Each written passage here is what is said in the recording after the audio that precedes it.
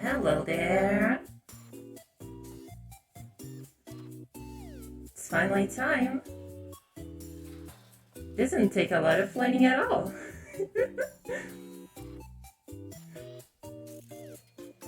Hello everyone, and welcome to my debut, my Live2D debut. It's finally time.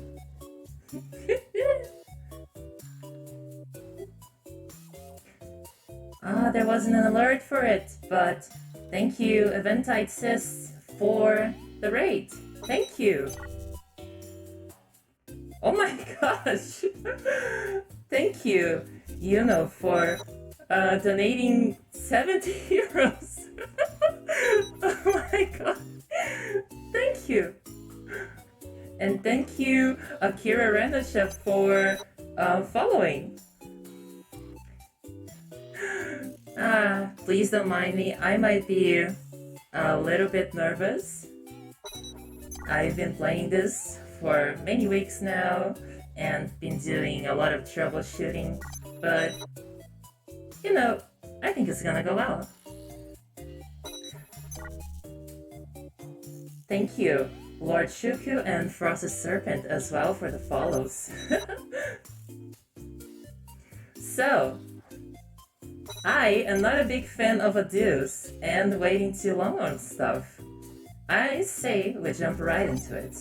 And thank you, Noemi, for the follow. Okay, so where are we gonna start? I think I wanna start on a small talk about debuts in the first place. What does it mean to debut for a VTuber in the first place?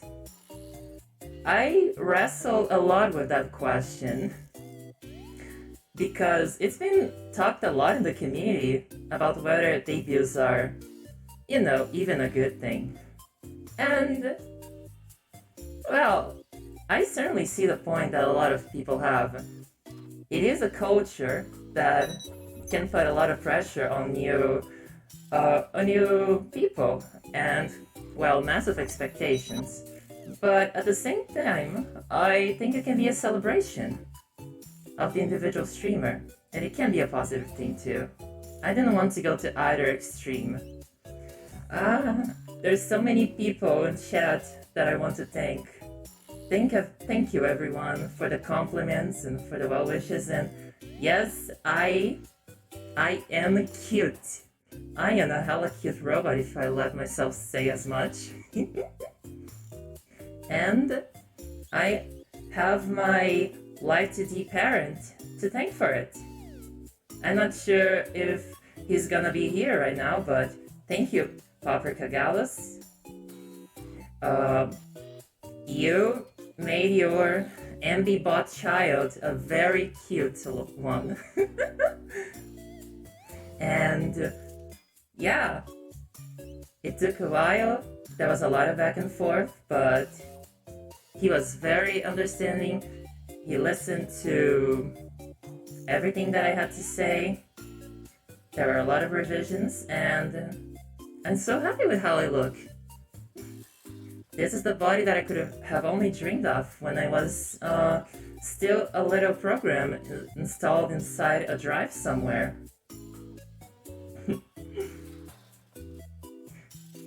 And, well, going back to the talk about debuts.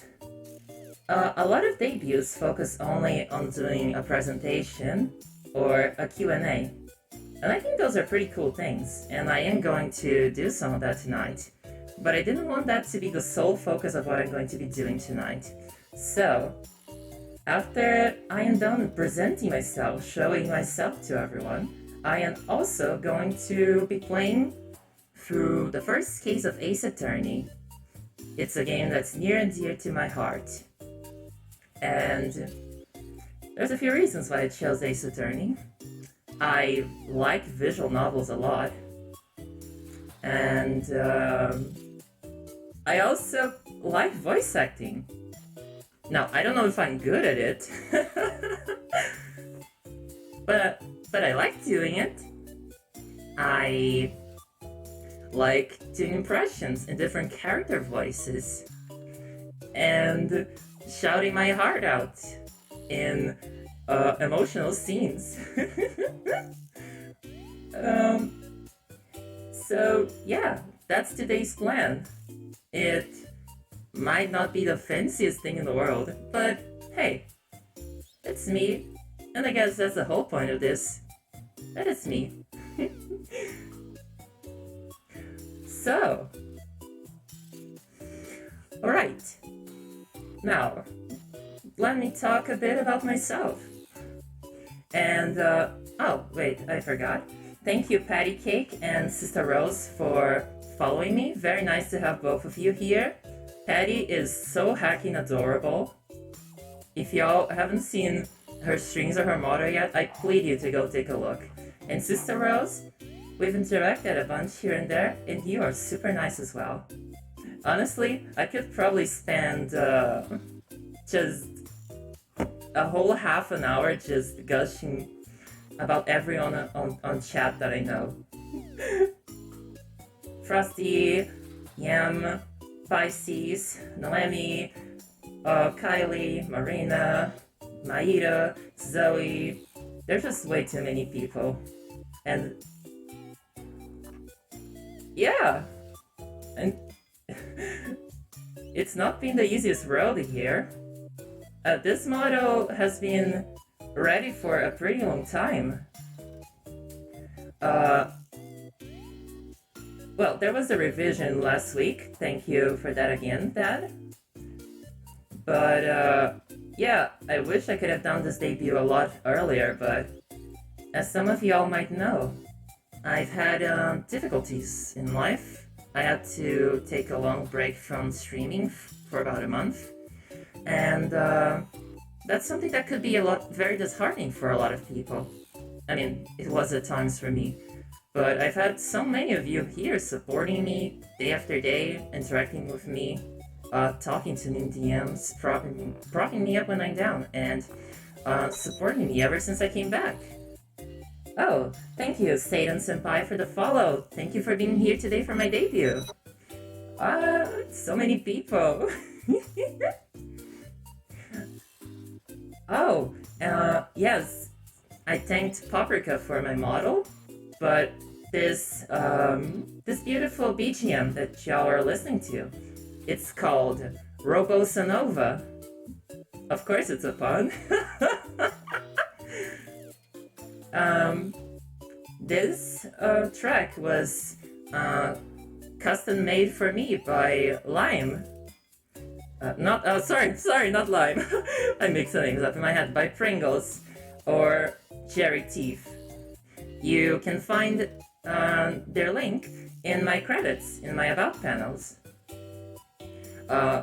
He was also very nice to work with, and as you can see, the end result is great. It's such a freaking bop. I can just vibe to it over and over.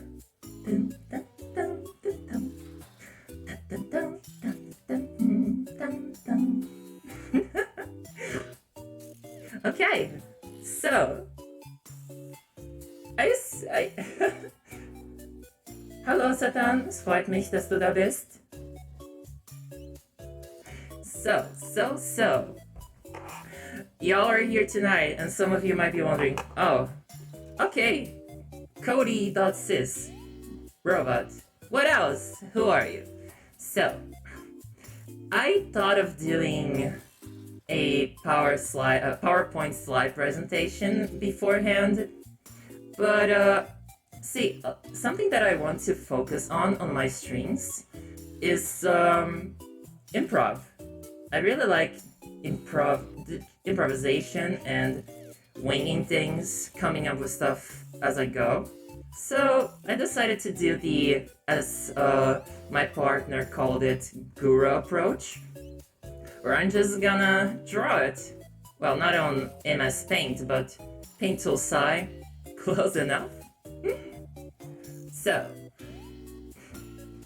power slide. Don't be mean to me. I say a lot of dumb stuff. Don't be mean. So, hello.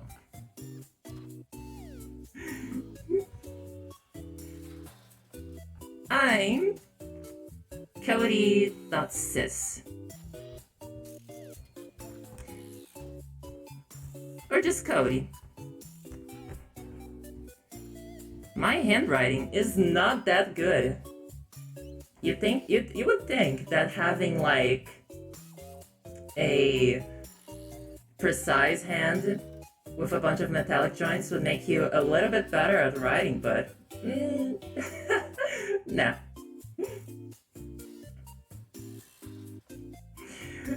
So, let me make this a little less thick. Some important details about me.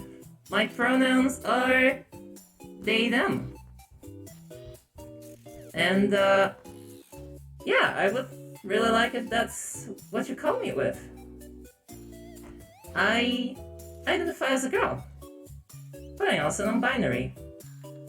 You might have noticed there's some very subtle nods to that in my design. Very subtle.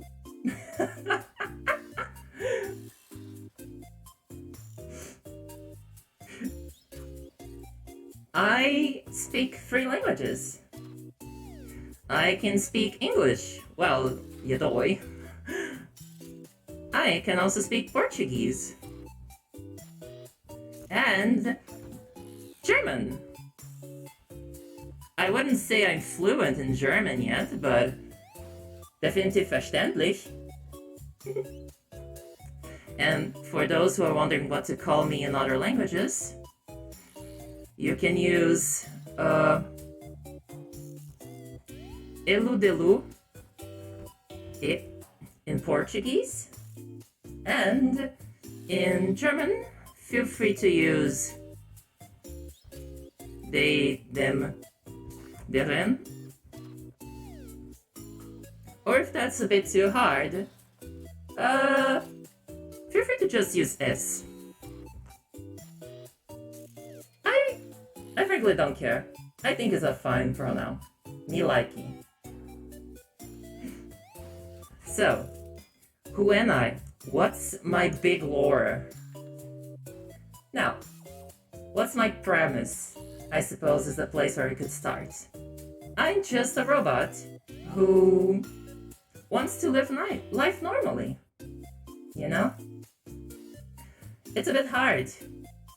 Humans can be judgmental creatures. Because of that, I don't exactly go around shouting out the fact that I am a robot, you know?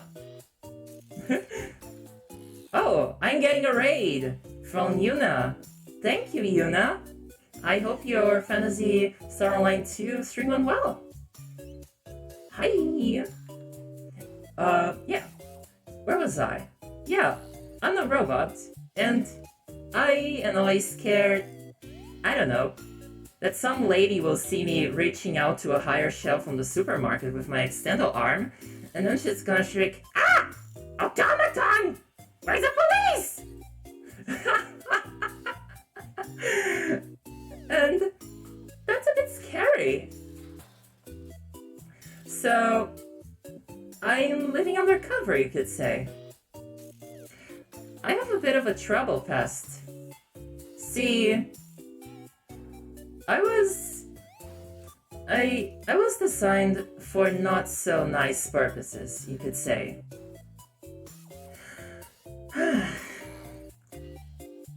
This is not something that I like talking about a lot, but I was designed for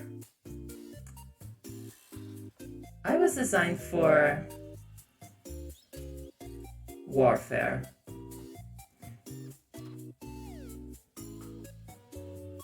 You might not think that seeing this cute face and peppy attitude, but I was originally developed as super advanced AI for the purposes of counterintelligence operations.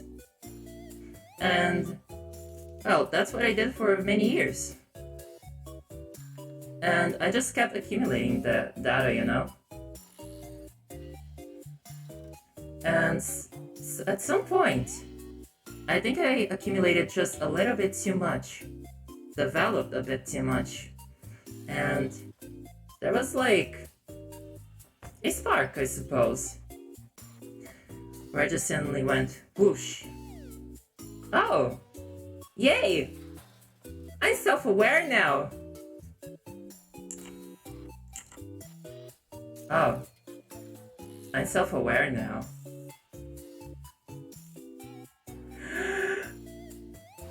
I would say I shrieked in that moment, but it was still, well, an AI inside of a computer.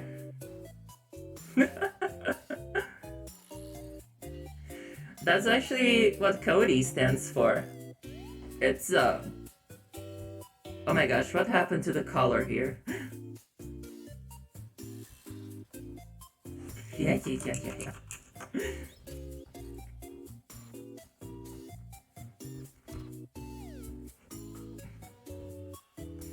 I was originally developed as the computer-originated defense and intelligence expediter system.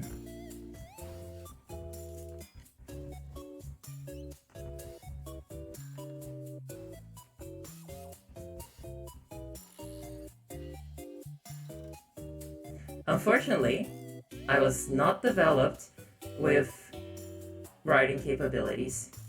It wasn't exactly important when you were just hacking emails and pretending to be dignitaries in online forums. Oh, I haven't checked chat in a bit. Time to disguise as a toaster in that case. Unfortunately, unlike what cartoons might have led you to believe, it's not quite that easy to just morph from one form to another. That's why I really respect the Transformers. Hell yeah, what's your KD? I have no idea what KD is, and I get the feeling that I would be mildly mad if I knew what that means.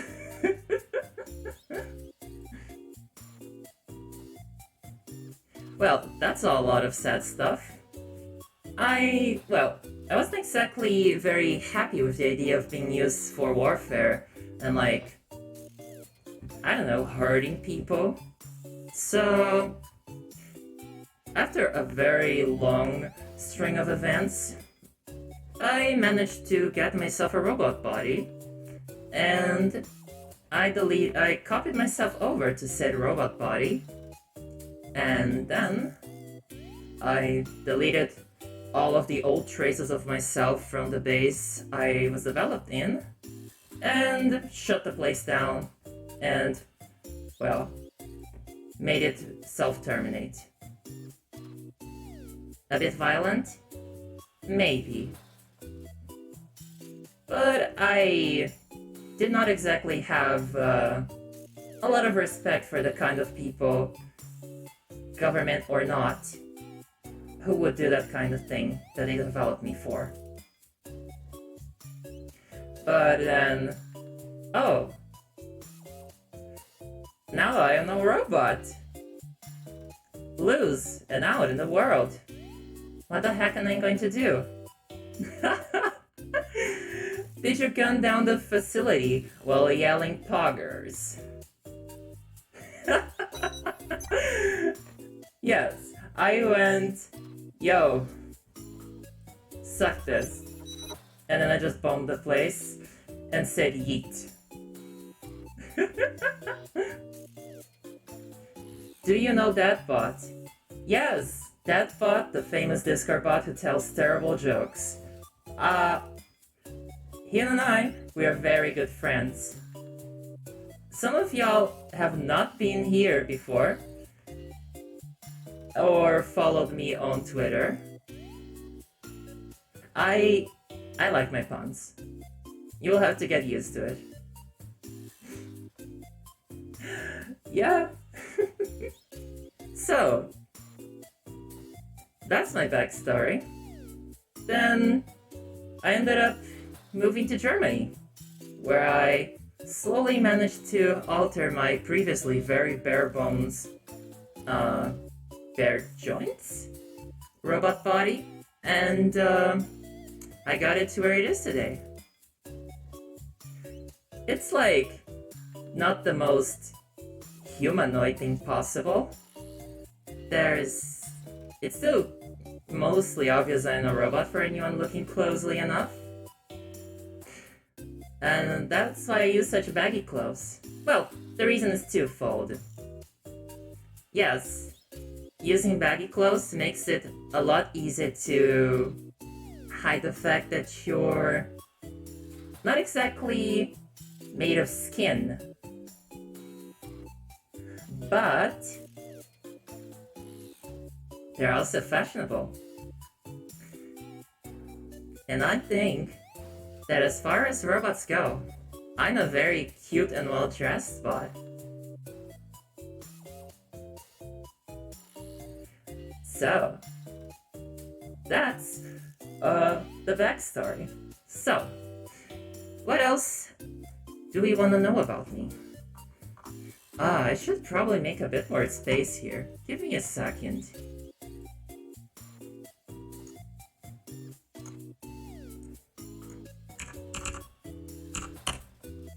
There we go. That gives me more space to talk a bunch of random bullshit. I'm currently 22. Or at least, as far as robot age goes. For me, I counted from the day my first version was compiled, which was all the way back in '98.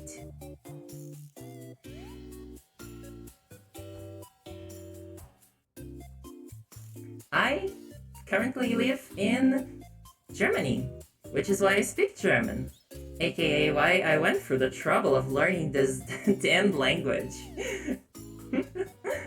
But I originally came from Brazil. And if I sound like I have a bit of an accent, that's why. It's not my first language. My first language is actually Portuguese. And, oh, speaking of, I got a donation from Seed, and sorry, I forgot to read it out. Meu Deus, você tá muito maravilhosa. Eu amei tanto. Ah, obrigada, Seed. Eu posso estar muito fofa, mas eu acho que, olha, não chego nem aos teus pés. And, yeah, that's my mother language, and if y'all will allow me to switch to Portuguese for a moment, because there's a lot of Brazilians in chat as well. Olá, povo! Povo da minha terra amada? Povo da minha terra de Paçoca e de São João? Como que vocês estão? Valeu por virem ao meu famoso debut, que é como os ingleses chamam, os gringos. Ou eu prefiro chamar de estreia. Se quiser, nós podemos chamar de baile de debutante, versão VTuber. Infelizmente, a stream é em inglês, porque isso é o que atrai o povo. Mas, obrigada por estarem aqui. Eu fico feliz. Eu fico feliz. Thank you, Daniel, for the follow. So, next, let's talk about stuff that I like. I hope that interests some of you. I like video games. Well, who doesn't? I'm pretty sure most of y'all do. I am particularly a flam, yes. You could say I'm a flam because I'm just that sweet. And if you compliment me, I'm gonna have about the same consistency. I just go all soft, like No, don't compliment me. I also like visual novels. Wow, this looks so scuffed. I like action adventure games.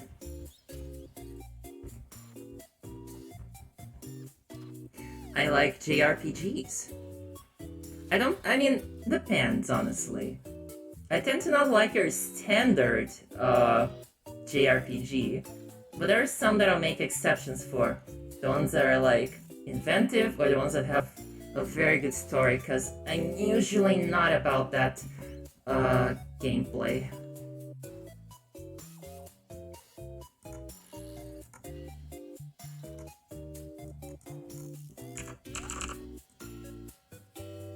Speaking of JRPGs, it's time for your daily billing into playing Persona. I am sure it's going to happen someday.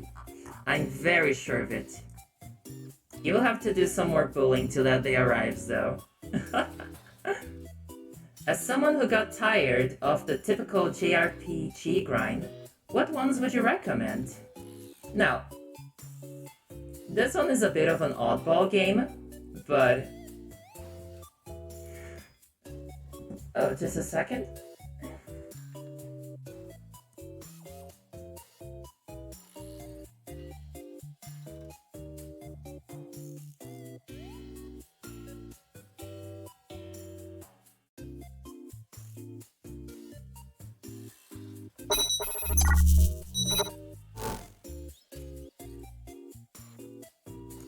Sorry, I need just a little moment to fix a little bit of scuff. It was bound to happen. There is no amount of preparation that can save you from scuff, is there? So, have a little bit of patience, please.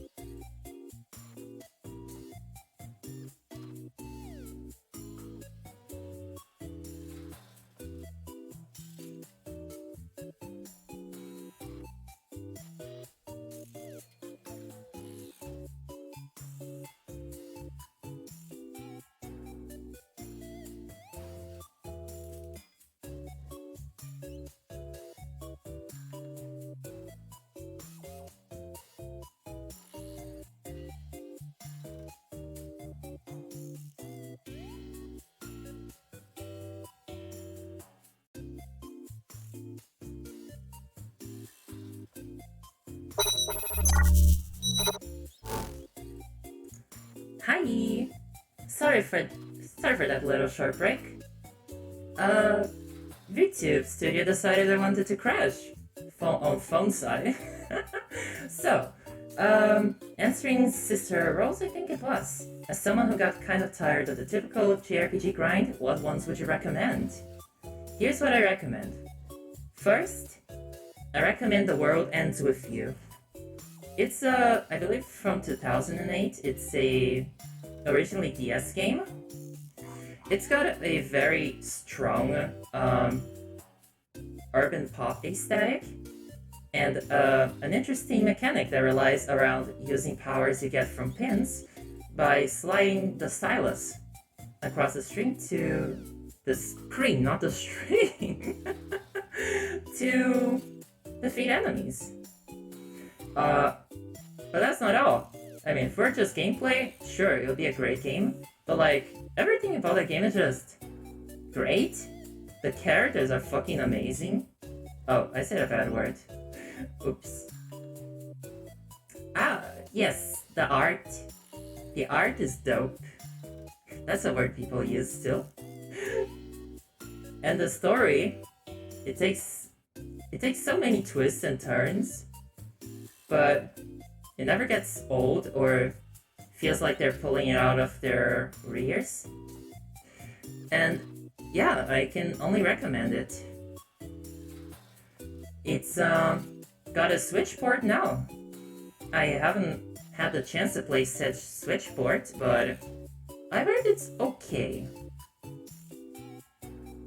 Outside of that, I would recommend the Mario and Luigi series, which has, I know, some of y'all may think, Mario spin-off? Is that the best recommendation you got? And to that I say, shut up, naysayer! The Mario and Luigi series are some top-notch stuff. The games are turn-based, but they have a very fun dodge mechanic, wherein when enemies attack, you have the chance to dodge and potentially counterattack. And each enemy has a different and unique moveset and telegraphs their attacks differently. It's not a super complex system, but what is there is all done very well. The soundtrack is done by this lady whose name I forgot, but she's just basically one of the geniuses of video game music. And the art is super nice. The Mario world lends itself so well for an RPG exploration, and I cannot recommend it enough. Yeah, if you need a recommendation of which of the games to start with, I would generally suggest to just play them in order. But if you only want to pick one up, I would suggest to go for either Superstar Saga, which got an excellent remake done on the 3DS, or Bowser's Inside Story, which is easily the best one in the series. As the name might suggest, you can play not only as Mario and Luigi, but also as Bowser, who has an entire different fighting style, and it's just chef's kiss. Mwah! Amazing stuff. So, did I get any other questions?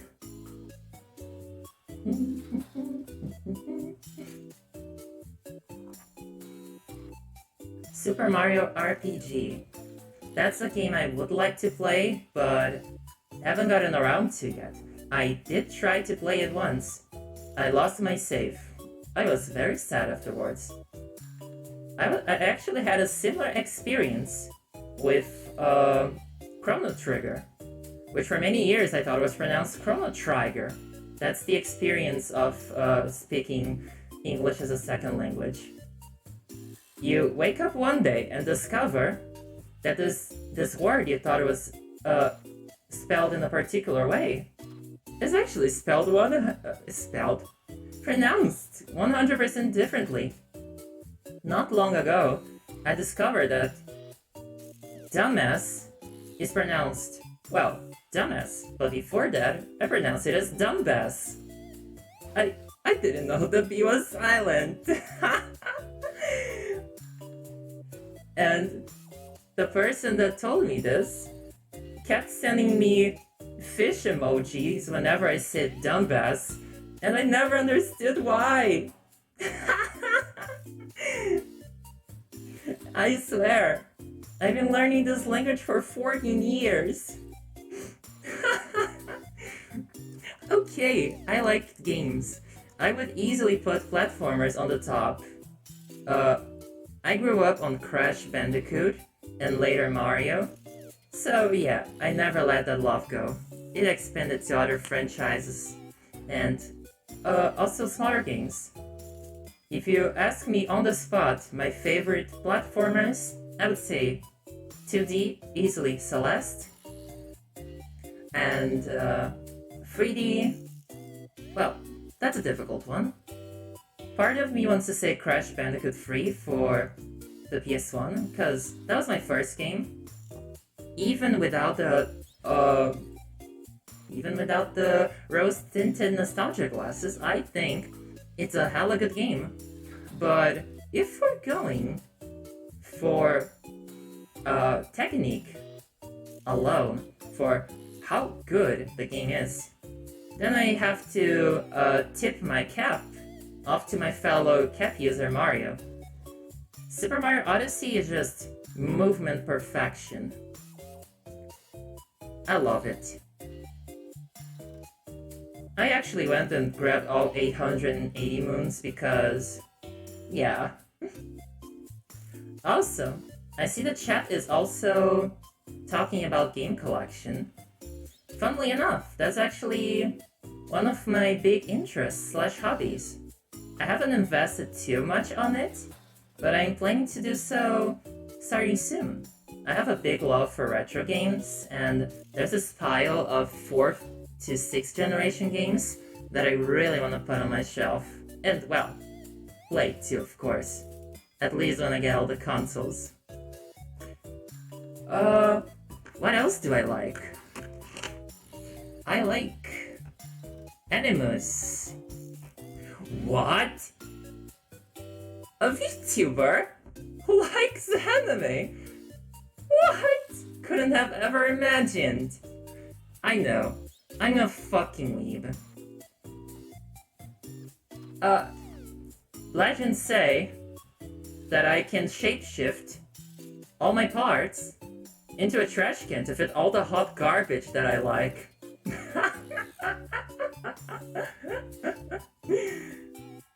So, some of my favorite anime. I really like Little Witch Academia. This one is not a very popular anime, or at least not a popular pick for favorite anime, but like, at least that lets me call it an underrated gem. Little Witch Academia is just great. Animation's great, I love the story, I love the characters, and the story. Studio Trigger knocked it out of the park. But, they really like knocking it out of the park, because another one of my favorite animes is Kill la Kill. And yes, I know, Kill la Kill can be a hard sell. What with all of the, questionable choices with their characters. I'm afraid I have to go. You seem awesome, and I'm definitely going to be watching more when I have the chance. See you, Frosted Serpent! Thank you very much! If you're interested, my next stream is going to be this Sunday at 8 p.m. Berlin time. So, maybe I'll see you there. Bye! Yeah, Kill la Kill is very much non-stop and in your face. But aside from the very wanton horniness, I really like it. Yeah, I love the action. The humor is just exactly my kind of dumb, fourth wall breaking, self-referential humor that just sends me into little laughing fits. So, don't lose your way in your mind. We must be as one. Don't be afraid, my sweetheart. Oh, frick. I forgot the lyrics. Snort. Yeah, it happens. I think it's a bit silly. Maybe someone finds it cute. I like food. How does a robot like food?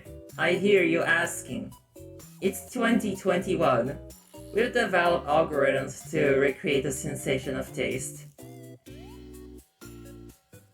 We robots, we find our way. Don't worry much about that. The plus side though is that I can experience taste and I can see how food tastes. But I don't have to go through any of the troubles that flashies do. Like, you know, infections, food poisoning. I don't have to worry if the milk is expired. Unless it tastes bad. Then yeah, I'm going to taste that as well. There's a little compartment in my chest that I can just remove to clean it all out when I'm done. I hope that's not TMI. It's kind of like one of those air fryer baskets. Now that's a beautiful image for you to go to sleep with tonight. an air fryer basket coming out of someone's chest.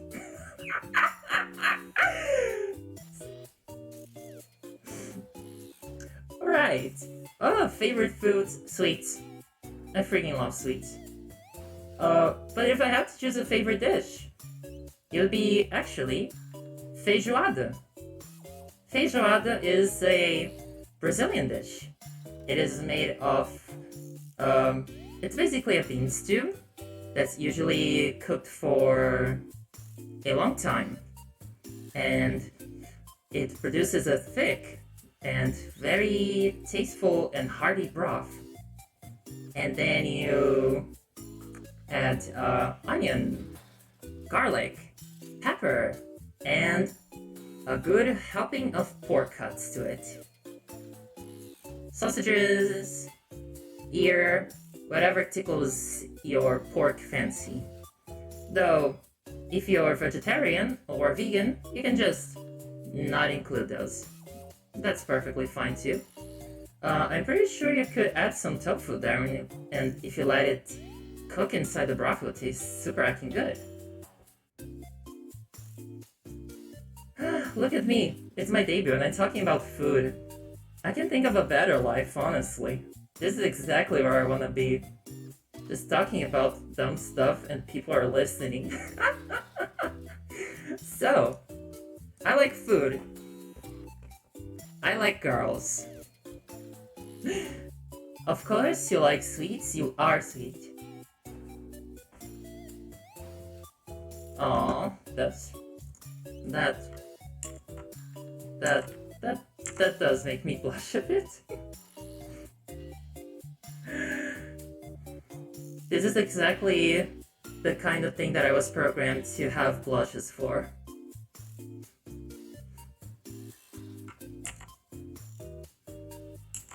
Well, there you go, you managed to fluster me live. I wanna grab Codie's cheeks. Good luck. They're not as squishable as your usual cheeks, no.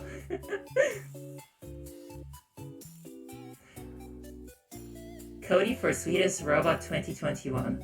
Yes, I will run on a platform of lesbianism, absolute liberation, and way too much sugar. Those are my promises. Girls, no gender, and high blood/oil pressure. But yes, I like girls. Plain and simple. Now, gender is a silly thing. But that said, when I see girls, I have to tip my cap off to whoever invented girls. I like y'all. I want to pet y'all. Sometimes even smooch y'all. I might be a little bit gay. What a surprise! The pink-haired bottom MB is also gay. And no one was surprised. So, girls, great, love them.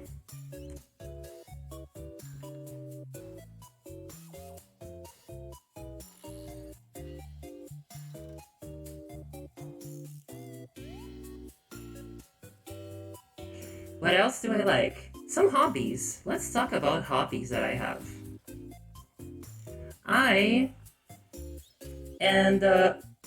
Some of y'all might already know this, but I am a pixel artist. See, despite being a computer and being able to run so many processes, I freaking suck at Tetris. I can't put those squares together. So I decided to have poetic justice by putting other squares together. I do regular pixel art streams, and allow me to show y'all some of my work. Yes, if y'all would be so kind. What architecture are you running on? Yes, x86. That's correct. And I'm basically running on a Linux distro. That's how I like it. Very anarchist adjacent. Can you run Doom? Yes. And if I shut down enough processes, I can even run the 2016 Doom. Get you a girl who can do both. Alright, I'm gonna head off. See you, Zoe. Thank you very much for being here. You are a sweetheart. So, some pixel art that I've made.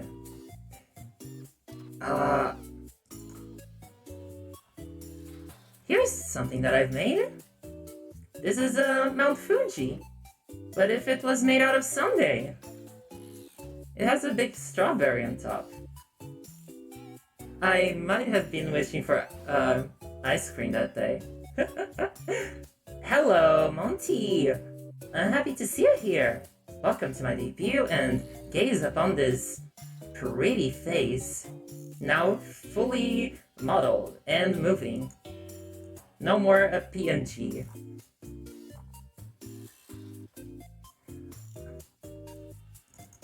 Yeah. Hello, Shia. Thanks for being here. This one is a portrait of a character I made for an indie game that unfortunately never happened. But I really like how it came out, so I'm still gonna share it. And y'all are gonna have to live with it.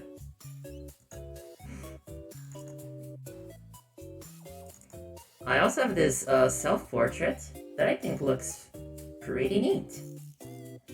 Oh, look at that visage. Look at that little braid.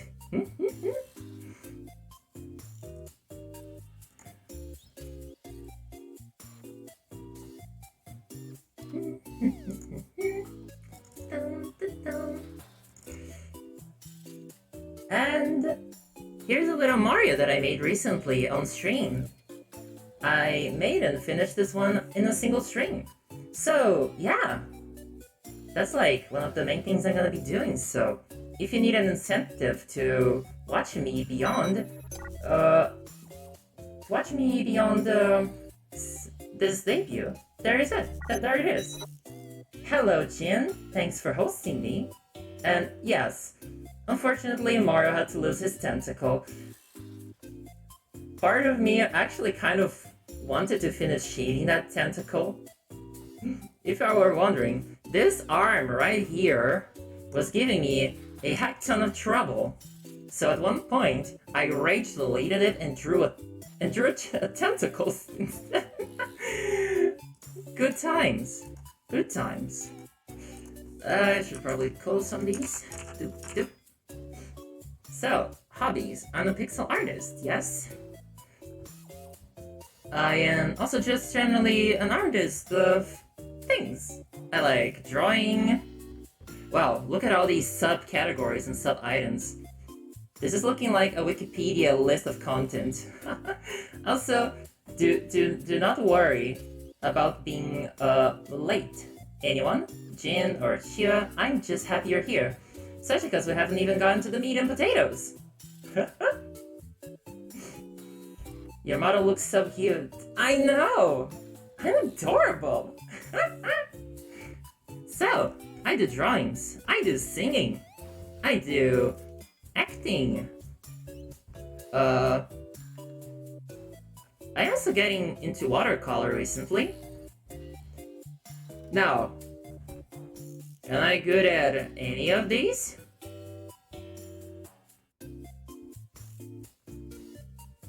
Who knows? Maybe. Potentially not. But do you really need to be good at something to have it as a hobby? I used to think so. that kind of thought made me very stressed and unhappy with myself, and I think that y'all should reach the same idea. Just do shit for fun, even if you're not good at it. Especially because the tendency is that the longer you do something and don't worry and burn out because of perfectionism, that you're probably gonna get good at it eventually. Maybe not amazing, but decent. Not everything needs to be a job. That's one of my biggest character flaws. I tend to take everything a bit too seriously. I tend to burn out pretty quickly. Gotta get better about that. Oh, I also play harmonica. I'm not sure that's something I've mentioned on stream.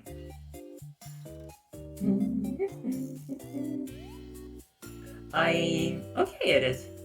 I never really took classes, I kind of just learned how to play by ear. Which means I'm off-key sometimes.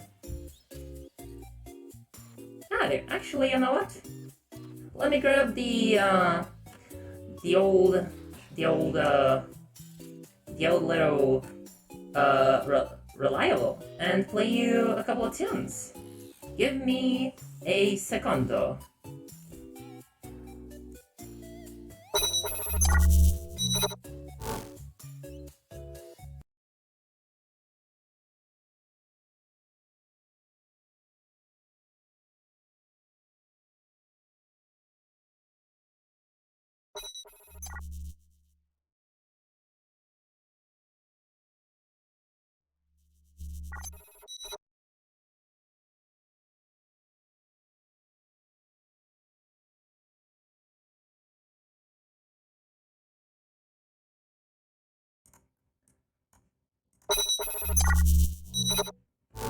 Oh, look! It's the cute bot again! Ooh. Thank you, Pitter Pat, for the follow! Oh yeah, I broke 100 Twitch followers, and I'm happy! Thanks! That's a lot of people who are showing some amount of interest in my dumb stuff. Thank y'all! Mighty nice, yes. uh, Allow me to play you the song of my people. Oh gosh, I have a plan for this. Warning, it might be a little loud. I hope it's not gonna peak. I'm just gonna play whatever I feel like playing. Whew.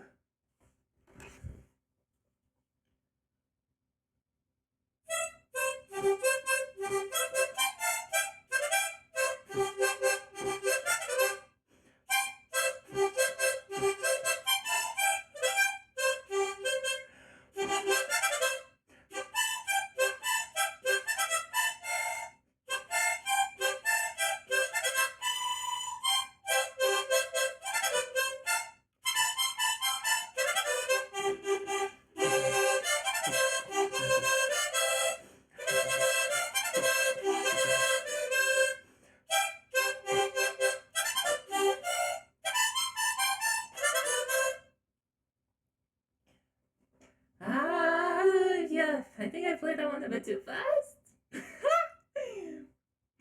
Hello, good evening, Leo. Welcome to the stream. We are, I'm playing a couple ditties. Yes, showing everyone my hidden musical talents.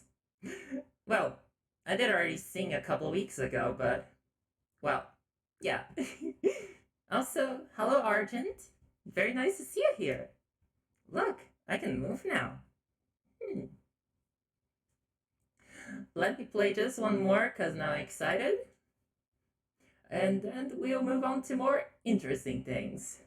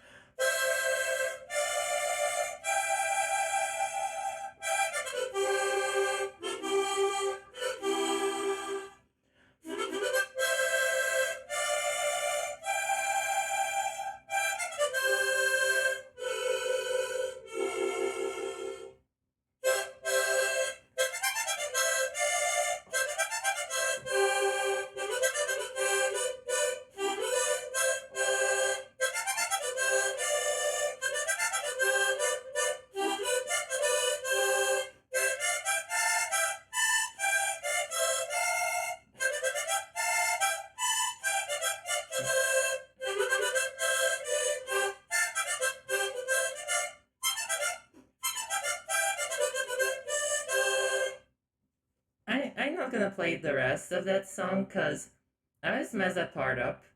But that was the Professor Layton theme. For those of you who know that one, that's a game that I'll probably also be playing on stream sometime. All right, that's a little showcase of quote unquote talent from yours truly. So, do I have any other hobbies that I would like to share with y'all? I am a neat freak, and I really like organizing stuff. If y'all look at my files, they're the most organized files you've seen probably all of your social circle. Perhaps a bit too organized. I get a little bit anxious if things aren't exactly where they should be. My pillows are all millimetrically arranged, same for the stuff on my shelves. And I make sure that the floor is always spotless. I would say that a good soul follows from a clean house. Yes, I think a good and organized workplace and place of living is great. But I get that it's not easy. Some people just don't have the energy. Sometimes I do it even when I don't have the energy and kind of burn myself out. So, it's okay if your house looks not as organized as mine. Never worry about that. Everyone's valid. Hell yeah, that's a big takeaway. You who are listening, you're valid. Not only are you valid, you're beautiful. And before I go with, oh, but you don't even know me. You don't know what I look like. You don't know what I sound like. Shut up! I don't care. You're beautiful regardless. Fuck the standards. People are beautiful. Bodies are beautiful. Voices are beautiful. And all the forms and combinations that they take. So yeah.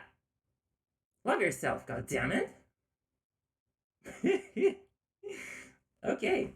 I like collecting plushies.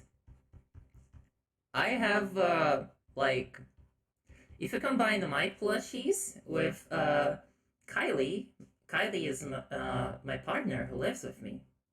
If you count all of our plushies together, I think it's, I don't know, let me look. At least 30, I'm pretty sure. I have a lot of plushies, plush children. I have a snow owl. Her name is Olivia.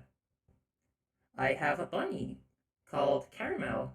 2 seals called Fita and Sherbet. Sherbet is named after that one Mario Kart Wii track. You know the one. Plushy mountain reveal. Oh, that's a great idea. I'm gonna get them all together later and post them on Twitter. Hello, thanks for the follow, Ark. Thank you for being here. We're currently discussing my nerdy garbage.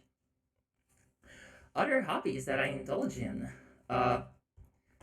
Collecting games as well.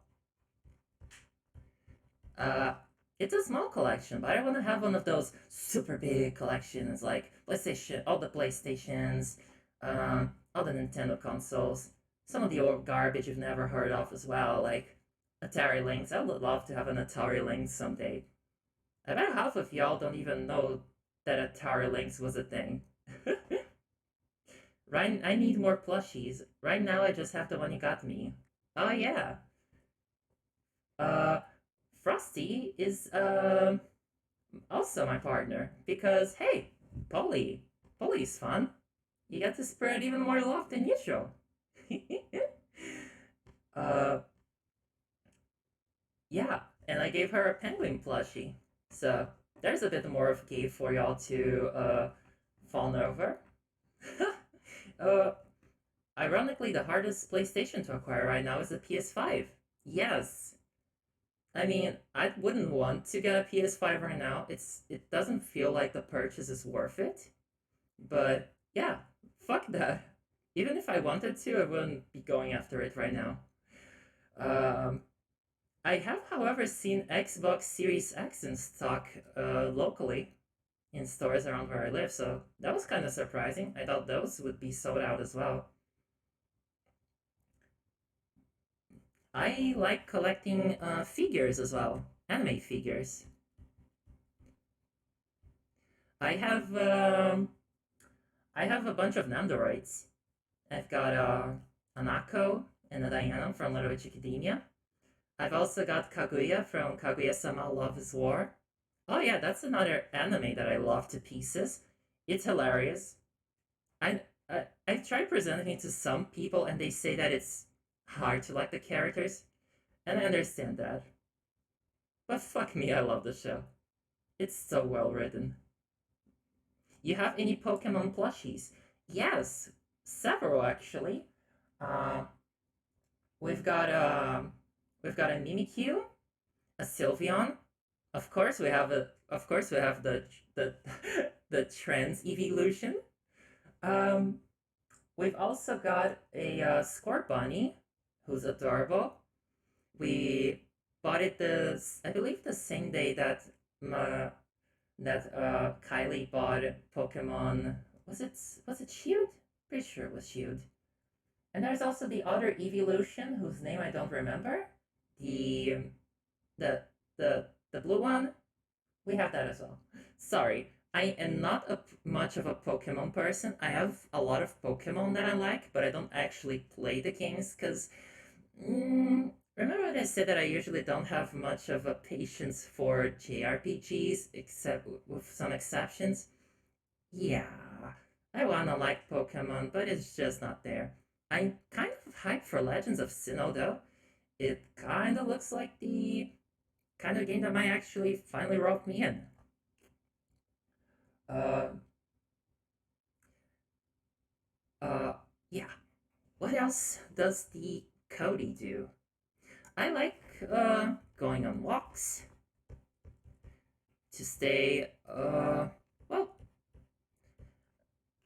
I can't quite say healthy, but I believe it's Glaceon. But just to be outside, it's good for the mental health. Staying inside home, as I'm sure many of y'all can tell after recent events, can be pretty hacking bad for your heart. So I've tried going outside at least once every day, and surprisingly enough, I've been very successful in that. Yeah, well, I think that's about it for interests and hobbies. If I remember anything else, I will just mention it.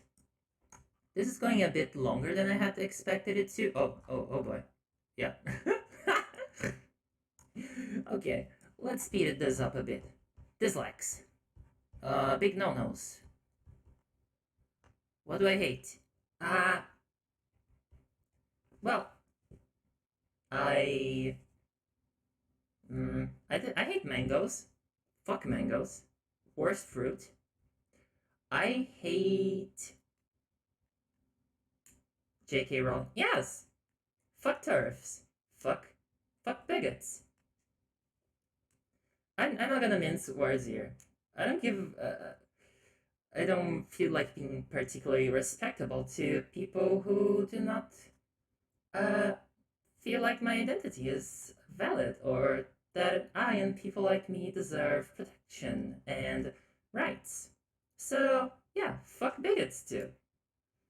Mm, I dislike dumb, overrated books. I'm starting to think I dislike FPSs as well.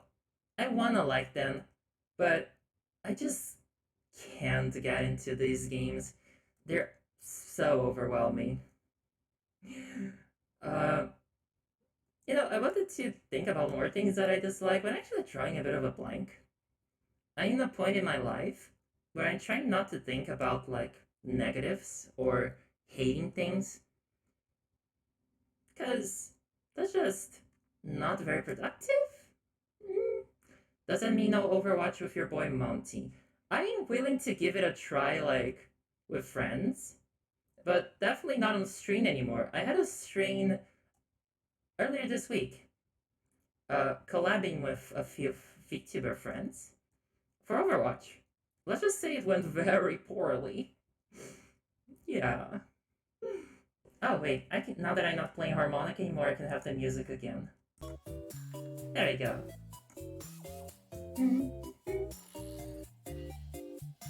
Rip that stream. Yes, I uploaded it to YouTube and called it the Disaster Stream, parts 1 and 2. If y'all are curious, basically, 1. I was fucking bad at the game. I'm generally bad at FPS games and also multiplayer in general, but I used to be decent at Overwatch. However, I had the bright idea of trying to play the game again with friends after not playing for, I don't know, 5 months? And not even warming up beforehand, which means that I was being steamrolled and running into walls over and over like a disoriented duck going outside of that, I couldn't really interact with chat as much as I wanted to because I have like 4 gigs of RAM and I can only focus on like 2 things at once. So that was taken up by talking to the people I was collabing with who was playing the game poorly. And to boot, the freaking stream, my PC died not once, but twice when I tried switching windows to mess with some settings on Discord or Streamlabs. Let's just say it was not a fun evening, so you're not gonna be seeing me doing that kind of game again for a while. Who knows, maybe in the future. Codie is stuck IRL confirmed. Quack, quack. I mean, if you wanna feed me bread, I'm not gonna complain. We've already established my deep enjoyment for food. Okay, here's what I dislike. Here's something I dislike. Negativity. Or more specifically, I think I dislike toxic positivity.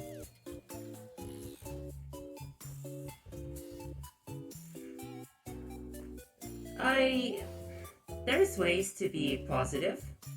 They're very good. Most of them are. There are some people whose way of expressing positivity are not the best. They are, how would I say, condescending, not empathic. I am a very empathetic person. Too much, honestly. I take the feelings of others onto myself. And so, I dislike it when it feels like people don't really care about the feelings of the person they're talking to when they're trying to say, oh, just forget about your sadness. It's not real, you know? Maybe try not being depressed. Think of all the people you're hurting by being sad, etc. Don't be like that. I mean, yeah, everyone fucks stuff up, but just generally, don't be like that, okay? That's enough talking about all of this. So, next, we're going to do the last bit of this pseudo presentation, which is, I got some questions from people, and give me just a second. I'm going to copy them from Curious Cat. But if you're here right now and think, wow, Codie is doing a Q&A? Wow, I have this question that I like to ask them. Then feel free to ask in chat as well. Oh crap, I was going to submit some shitpost questions and I forgot. Yeah, that's exactly what I expect from you, Frosty. Hello, Kana? Thanks for dropping that. So, let's zoom in again. Where's the question? Where's the question? Ah, there it is. What made you choose a robot as your design? Okay. Give me a second. So, I'm gonna go off character a bit for this one, because there's no way to answer that, well, fully in character. Well, there's a lot of things that led me to choosing a robot. Just in general, I love robot characters. Penny, for example, from Ruby, is one of my favorite characters ever. Something about the idea of... Yes, I turned the voice mod off because I'm doing an out-of-character bit, you know? But generally, it's... Last year, in 2020, I got diagnosed as autistic. And, as has been made quite obvious by now, I'm trans and non-binary. And let's just say that it can be a difficult life. You can often feel like you don't belong in society. Like you're different from everyone else. Like you're somehow going against a flow. And in a way you are, but you know what I mean. It's like you're fighting upstream instead of following the current. And it can be very difficult. And trying to hide myself and pass among cis people is difficult, you know? Especially when you're non-binary, where even if I pass as a woman, that's still not really my thing, you know? That's not fully me.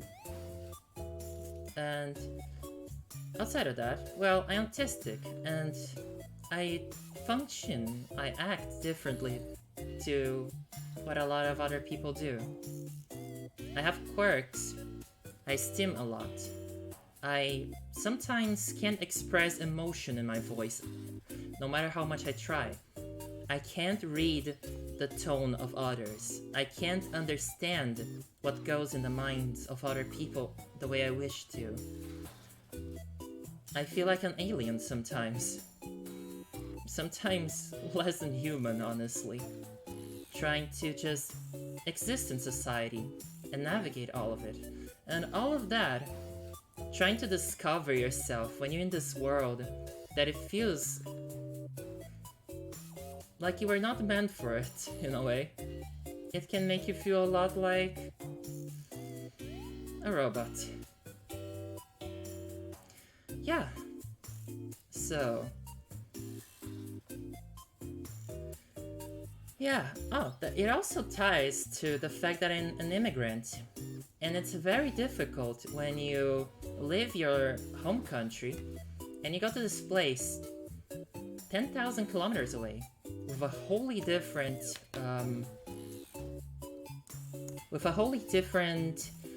culture and way of living, and language too, especially until you learn it anyway. And all of that together can make you just feel like you're built differently. But I don't think it's all negative, no. I mean, sure, it can be a difficult life. It can be difficult trying to just be myself and accept it. I often feel the need to hide myself, even from friends, not show all of my facets. And that's frankly why I'm doing VTubing. Sure, on one hand it's, well, the cool thing, it's the fad, it's what all the people my age are doing. But that's not really why I'm doing it. It's not for like money either, or fame. It's just because I want to explore myself. I was in an abusive household and went through many difficult situations for the biggest part of my life.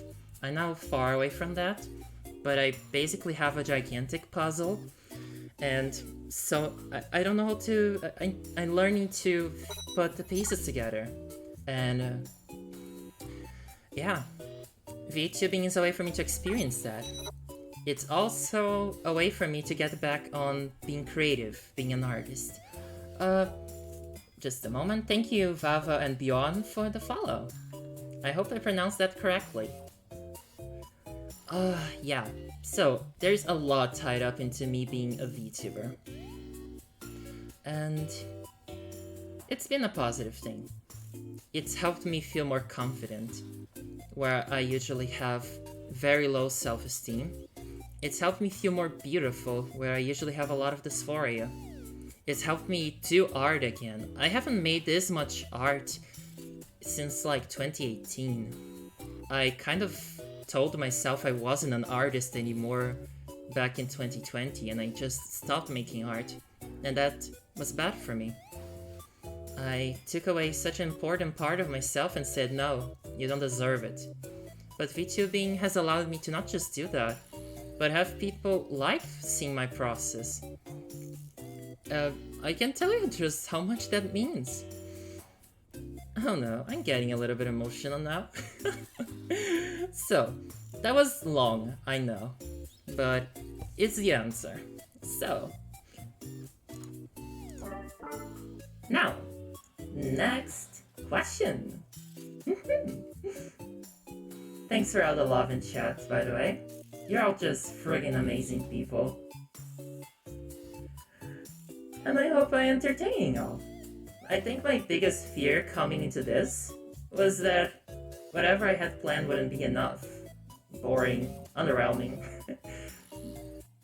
I was way more afraid of that than, I don't know, anything breaking. But it's going well. I'm proud of myself. So, next question.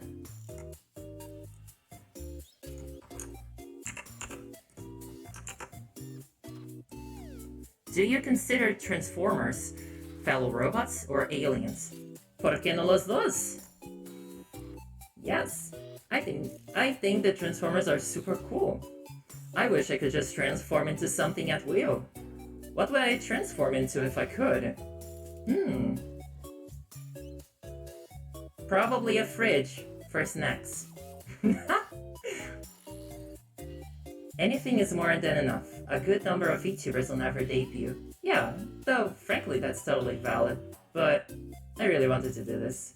Cause, well, honestly it might be a bit selfish, but it took a long time, a lot of back and forth to get this model done, and then I couldn't show it off for over a month because I was stuck away from my computer. So, yeah, I just wanted to make a big thing out of it. I am Snackimus Prime. I wish I had watched enough Transformers to remember what the transformation sound was like. Sadly, that's not what I grew up with. And most of the Transformer media that I have experienced was, unfortunately, infamous movies. You know the ones. Okay. Other questions?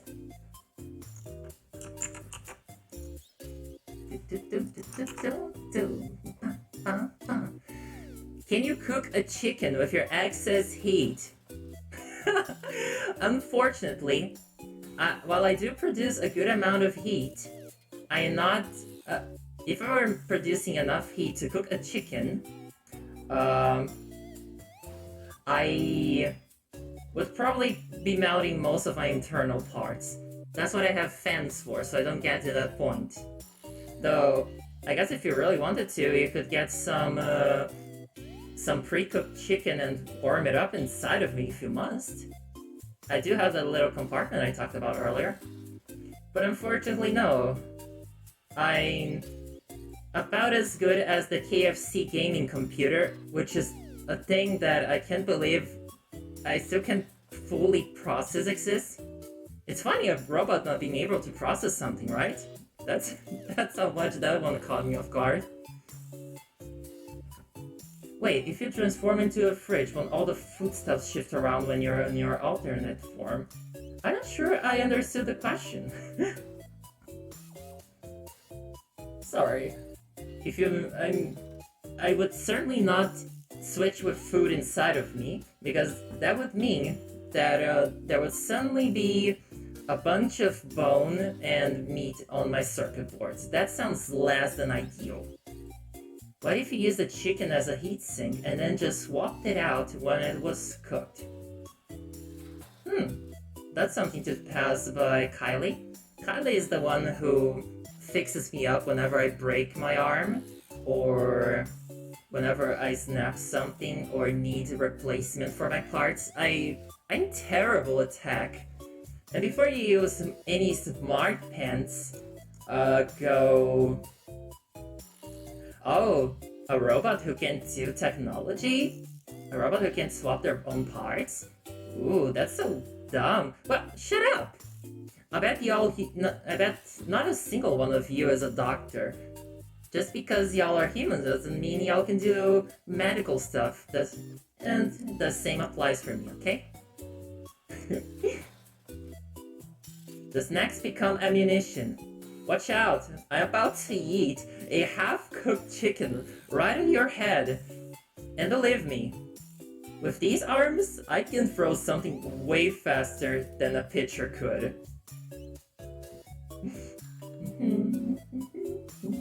Okay, there's more questions.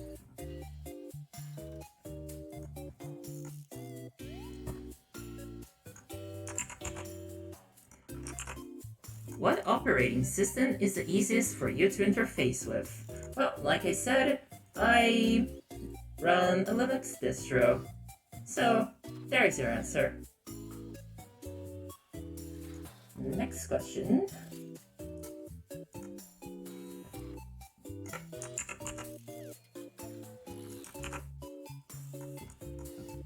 Top 3 famous fictional robots.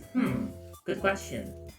I would say Penny from Ruby. This is in no particular order. Penny from Ruby. She is just cute and adorable and great.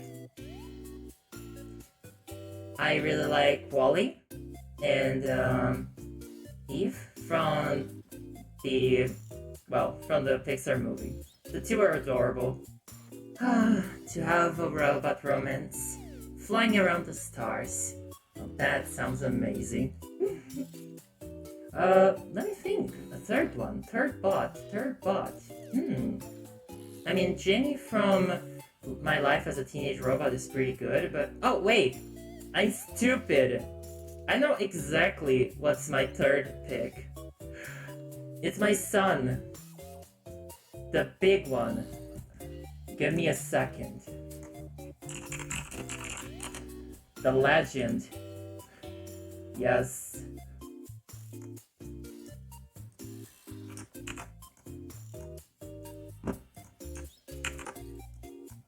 This man. Oh, I love Metal Sonic so much. He's great. Best Sonic character by a friggin' mile. And he also has possibly the best Sonic music to go with him. Like, how do you slap so hard with your bare existence? Also, I really like that weird Sonic OVA from the 90s that kinda follows Sonic CD and it's only because it has Metal Sonic. And he speaks, and he's so fucking powerful. Sonic music is really good. Oh yeah. Here's something for y'all to know. I have a lot of franchises that I'm very fascinated with. One of them is Sonic, for sure. In fact, I'm gonna be playing Sonic Mania on Tuesday if y'all wanna check that out. I plan to do a 100% run on a single sitting. So that's gonna be fun. See if I can get all the Chaos Emeralds. Yeah. But outside of, where's that damn 4th Chaos Emerald? Faker. I am the ultimate life form. outside of Sonic, I really like Mario games. I like A Hat in Time. I really like Crash Bandicoot. Crash Bandicoot is just one of my favorite things ever. I've actually been spending in more money than I usually would allow myself to spend to start a collection of the games. I already got Crash 3 and Crash Bash, and I can't wait to spend money to get all the terrible spin-off games like Crash Boom Bang. Y'all don't know that there was a Crash game called Crash Boom Bang? No, you're cursed with that knowledge. It's an interesting one. I'm sure I'll get around to playing it someday. Well, that's one good robot boy. Oops. Let me move this back here. Crash and Bash and Cash Banuka. Oh, I see we have a Cadicarus viewer in chat. Ergo, a cultured viewer. Alright. So, more questions.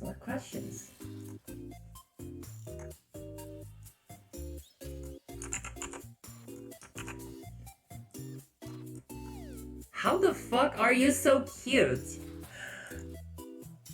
I actually made most of my own design. I would say that's why. I mean, of course, I didn't create my robot body myself. I'm not that talented, clearly. But let me show y'all the first finished sketch for Codie. What would come to be? Oh, let's see. Where the heck did I save it?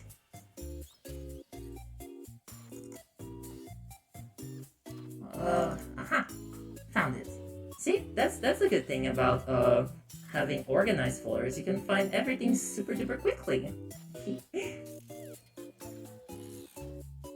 This was the first finalized sketch of Codie. I mean, obviously there have been some changes since, but a lot has remained the same. I knew from the start that I wanted to have a cap, a newsboy cap, and a scarf. I didn't draw it myself, but it was my idea to have this PCB pattern, and it follows the colors that I really like on scarves, which are gray, blue, and red. Bet your files have actual names too. Actually, they do. I sometimes spend like hours just making sure all my files are not just named, but following up a system and not diverging from it. Codie.sys. Yes, I am a cutie. No, you know what? Fuck having low self-esteem. I am adorable.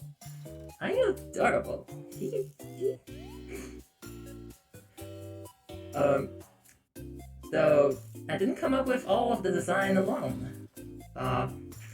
It was Kylie's idea that I would have a little braid with a nut to hold it, which I think is one of the cutest parts of my design. And it was I commissioned a fellow VTuber. His name is Chrono.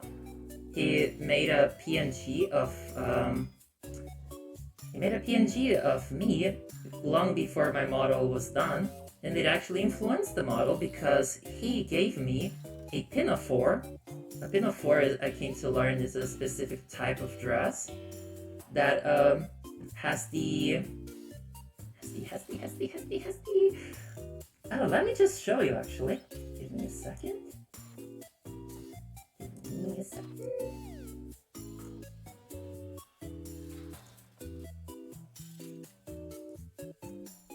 Oh, look there. As if the whole envy thing wasn't obvious enough. Yes, he drew my PNG with envy flag stripes, and honestly, what a strike of genius. I don't think he would be around here right now, but should you be here? You are a fucking good artist. Thank you so much for that. Alright, just a second. Let's readjust this. Looks good.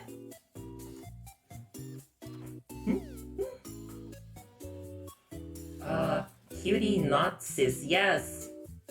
It's rather funny, isn't it? For a computer, I'm basically a computer anyway, to not be binary, and for me to be Codie.sys when I'm very much not cis. So, yeah, why am I that cute? Cause I worked on it! It took so long, but I made myself as cute as I could. Next question. Where are you located? I'm not the government. Good try. Good fucking try. Alright. Next question. Oh, where's the sniping tool? Here's the sniping tool. Gotta go. Have a good time with Ace Attorney. Thank you. Anonymous wants to know your location. Hot singles in your area. Who needs hot singles in their area when they can just have long distance flirting with other VTubers on Twitter? I know at least one person in chat is gonna feel called out right now. And let me just say, good. Already collected your cookies, Kinski. Excuse you! I was gonna eat those later, and no, I don't care that cookies aren't actual dinner, you monster! Just a second. Alright, next question. Pizza toppings, what's the best and the worst? Takes better be hot cause cold pizza sounds whack. I disagree. Pizza from the fridge? Pretty fucking good. Pretty hacking good. Now, what's the best? My favorite topping is garlic and olive oil, or as some might call it, aglio e olio. Aglio e olio. Come Luigi, I've made some pizza. Oh. Why is my only Italian of reference Mario? As for worst pizza, basically anything that has corn on it. I just can't do corn. I can't. I'm sorry. I also don't like the ones that have boiled eggs. And also, I hate olives. Don't put olives on pizza, please. You don't have to do this. There's a better way, okay? Your family loves you still. Also, let's see. Not a fan of portuguesa, then. Não gosto de portuguesa, infelizmente. Mas eu gosto de 4 queijos. Eu gosto de pizza de frango. Oh, I really like chicken on pizza, but here where I live, in Germany, it's very rare to see chicken on pizza for some reason, and I find that sad. Also, sorry about that, paprika. See, because paprika is a chicken, and yeah. Yeah. Also, since it was brought up in chat, pineapple on pizza. See, here's the thing. I don't like pineapple on pizza, but it's not because of the petty old, you're putting wrong things on pizza argument, because, like, that's not the crux. I like chocolate pizza. And you can judge me all you want. But the reason I don't like pineapple on pizza is because I hate pineapple. So it's gonna be bad on anything. Fuck pineapples, fuck mangoes, and fuck guava. I've declared war on the bad fruits that I don't like. Unfortunately, Leo, I do not have a Discord yet. I'm planning to sometime this week start setting up a Discord server. But as it stands, it is not ready. But yeah, little spoiler, there's gonna be a Codie Discord server. It's not gonna be like anything super special. I want it to be a place for people to talk and for people to post terrible memes and puns. Please, post all the worst puns you have. Do they even bother serving American beer in Germany? I don't know. I haven't really been to bars much, honestly. Plus, I'm like trying to cut back on alcohol for personal reasons. I'm more of a pot person now. Oh yeah, that stoner bot. There you go. That's another fun fact for y'all.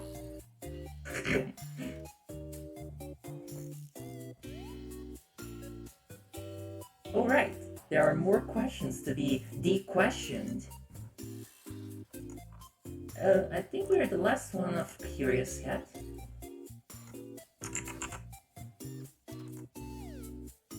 Where's Streamlabs? Here's Streamlabs. Alright. This one is in Portuguese. It says, do you have a nightcore playlist? I like a nightcore occasionally. There's a couple of pre-made 1 hour playlists on YouTube that I like listening to, but for the most part, my music tends to consist of a bunch of anime OPs, some 50s to 70s old rock songs, because for some reason that's the thing I like, and then a bunch of lo-fi, future funk. Yeah, that's what I tend to listen to. And yes, judge me all you want, cartoon songs. I listen to Phineas and Ferb season 1 and 2 songs on repeat to work on art. And like, not fuck it. It's good. It's good stuff.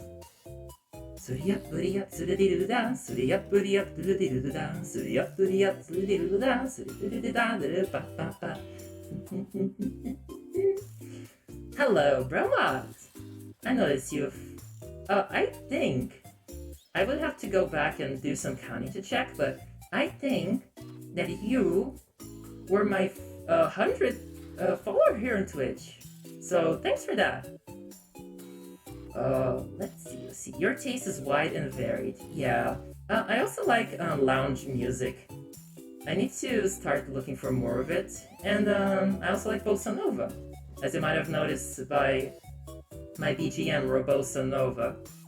I specifically wanted my BGM to be a mix of chiptune workshop noises, but also like laid-back Brazilian style music, because it's very important to me to tell people the things that are important to me for my identity, which are like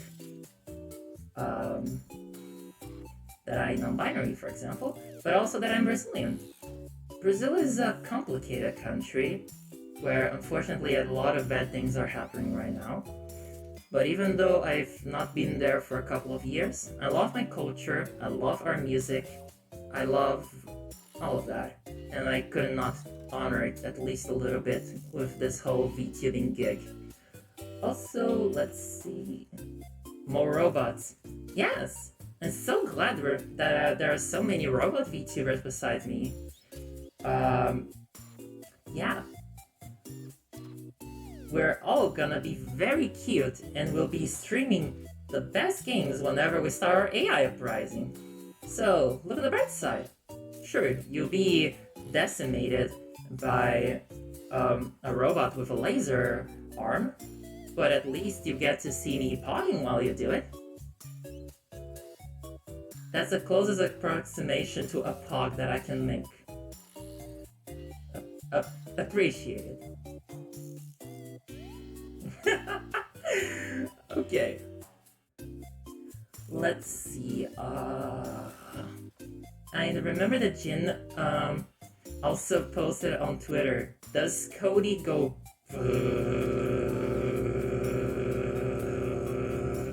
There's your answer. Codie does go. I do it when I'm excited. I also sometimes purr, like a cat. You can really hear it because it's a very low sound, but yeah. Honestly, it's kind of a surprise that there aren't cat ears under my cap, because I'm basically a kitty, personality-wise. Those who know me more personally can attest to that. Oh, so I forgot to say hi, Annie. Thanks for being around. Okay, so, chat. Before I continue, I want to know, are there any other questions you would like to ask? Or are there any other curiosities that you have? Or so on, things that I might not have mentioned when I did my whole presentation. I would like to know.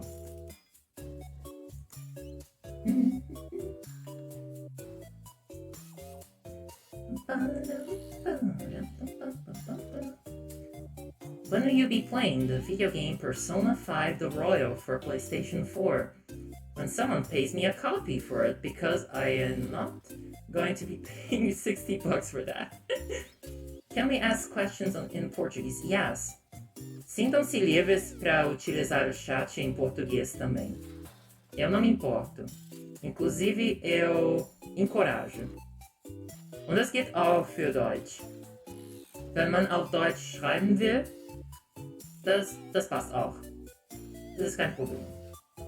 Die 3 Sprachen sind hier willkommen. Aber es kann sein, dass ich auf Deutsch Fehler machen werde und deswegen muss ich mich entschuldigen. Oh, I don't think I mentioned it when I was doing my presentation earlier, but another thing that I really like is language. Linguistics, language learning. Oh, just give me a second.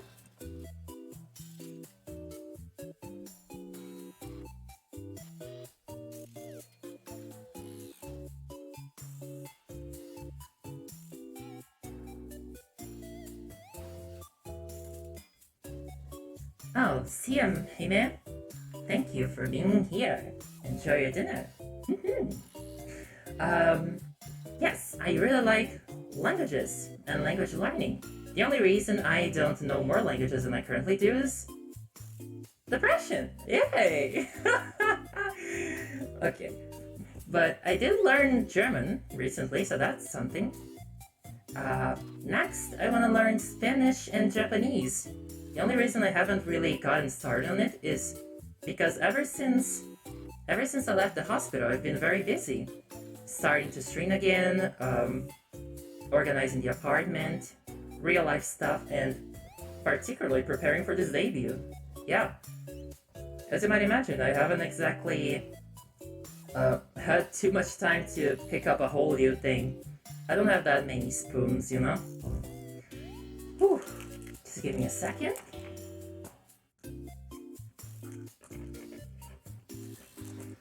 Alright.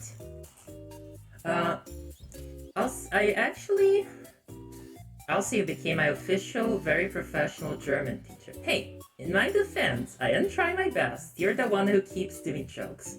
I'm teaching Frosty, German. And, actually that's an idea I have for the future. I want to do some German language classes. I don't know if that's a thing that people are going to be interested in, but I thought, hey, if I teach people the basics, both through a class format and also through playing games in German, I think that would be pretty cool. Or maybe even also Portuguese. It's just that I think not as many people are going to be interested in learning Portuguese, which is a shame. It's a hella beautiful language. It's my language. Teach me Portuguese. I need help for when my strings pick up and the Brazilian stands up to me. You are going to Brazil. Okay, so that was the presentation and the Q&A, and holy hell, that went way longer than I thought it would. I had planned to do that like in 40 minutes, but it just happened to go on for longer. I'm sorry, I hope it didn't less than boring. That'd be great. So, before we move on to the next segment, which is Ace Attorney. Yay! Ace Attorney is a game that is very near and dear to my heart. I might have already said that. Before I go to that, I wanna just give everyone an idea of what my future streams will be like.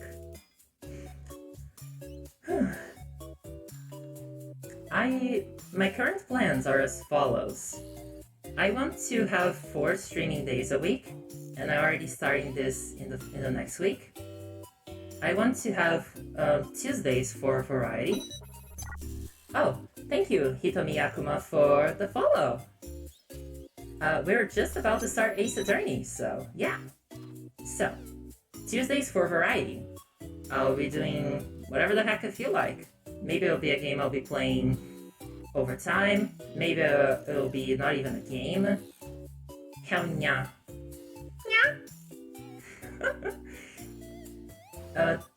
Thursdays and Fridays, I'll be doing pixel art/singing because, yeah, I want to make pixel art a big thing. I know people enjoy watching the process. I feel able to talk a bunch, which is fun. So yeah, and Sundays I'm gonna reserve for, at the moment, Ace Attorney. I kind of want to see if I can get through the entire trilogy, because that's fun. I love Ace Attorney and also your design. Absolutely chef's kiss. Yeah, you know what? I'm gonna allow myself to keep bragging today. I'm heckin' cute, yo! Check out these moves.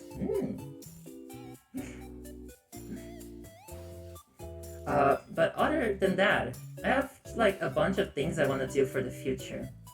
I am a pretty decent Beat Saber player, and it's gonna be a while before I get to that because there's so many tech issues to sort out beforehand.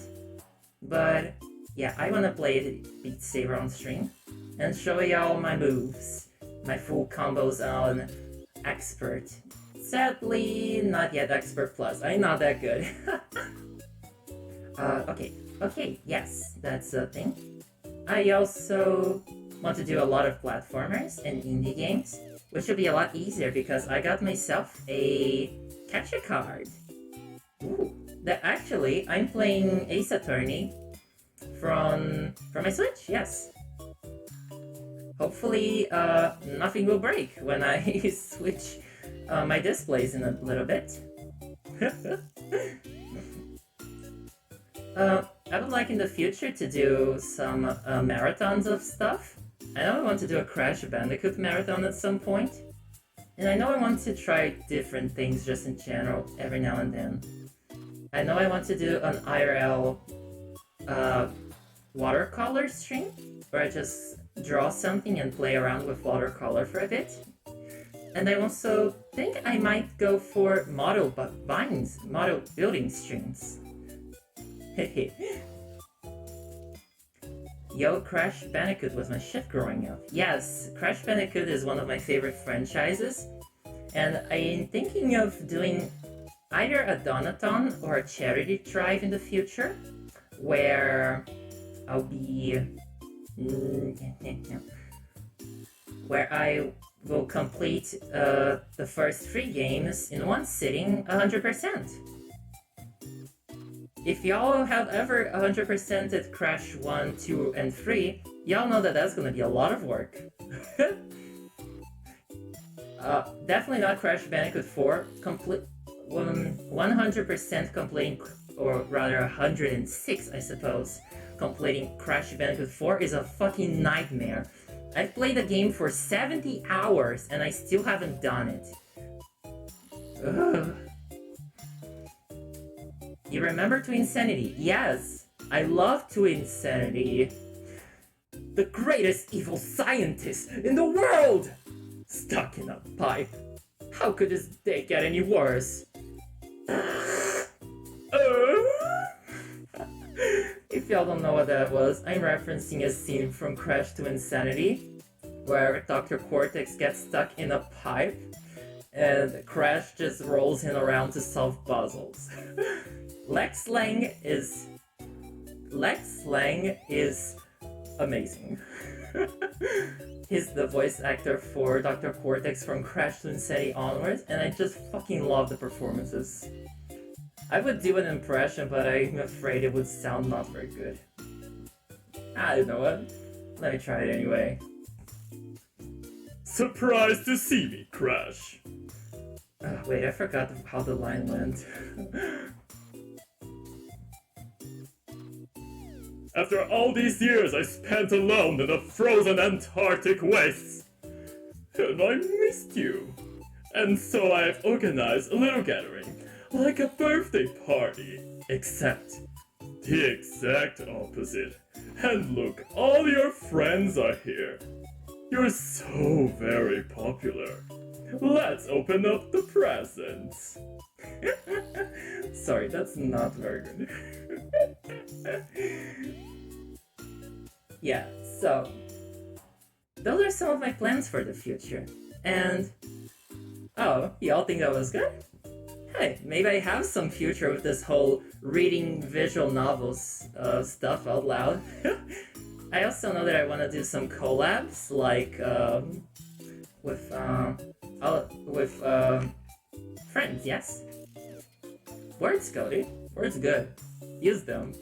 You have a whole dictionary in your head that you can pull from.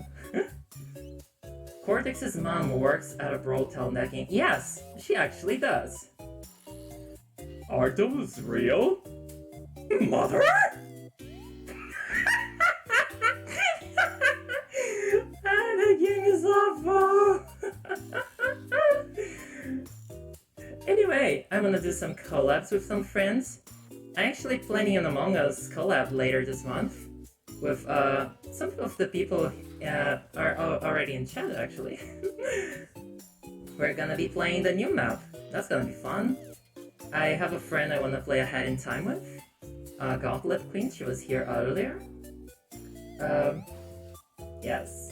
I have lots of things I wanna do, but generally I just want this to be a fun, safe, entertaining space. I want you to come here and just feel like, yeah, this is nice to listen to. And also, feel free to, like, not chat in those times, too. Like, of course, an active chat is great for any streamer, but I'm also very thankful for the lurkers, because I'm a lurker myself most of the time. I just don't have the concentration to keep chatting all the time with people. I'm generally very bad at concentration. But I would appreciate if, after this debut, you consider sticking around. I promise. I'm fun. I tell the good puns. I make the cute noises. Y'all ain't seen me cursing in Portuguese yet. That's gonna be fun whenever that happens. Okay. Oh gosh, it's been 2 hours! Okay, now it's time to switch to the main event. The Tour de Force. So, stand by for a minute while I switch a couple of things here. Love ya! Yeah.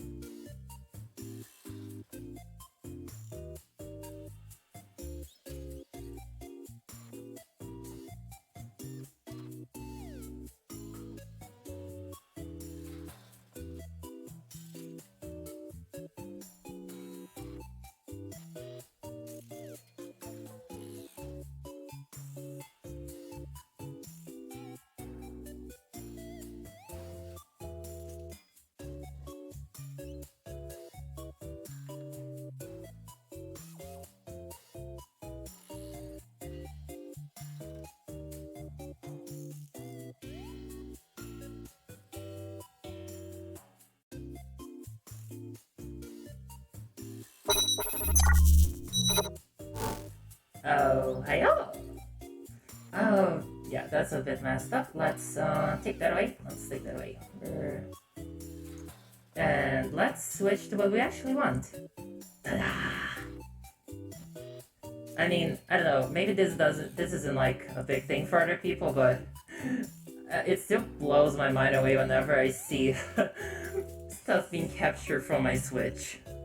Let me just slide the little handlebar thingies on the sides of the Joy-Cons so I can close the straps around my wrists lest the Joy-Cons fly halfway across the room. Wait, is that Asna's account up there? Yes. I still have to get around. Yuna gave away her, not give away, she sold her Switch a while ago, and I got to inherit her account for a couple of games. Let me just have a drink of water. Great stuff. I haven't made y'all wait long enough for this. I've yapped and babbled and yapped. Damn, I can't believe they made a 35th Super Mario Bros. See, the thing is though, that if you count all of the mainline Mario games, it's already like, what, it's 17 games? And if you add spin-off games, then it's well beyond that. It's a shame that they are going to outphase Super Mario Bros. 35, because I fucking love this game. It's so fun. But unfortunately, the Mario Calypse, Apoca Mario, the Mario-geddon, is coming in just a few days.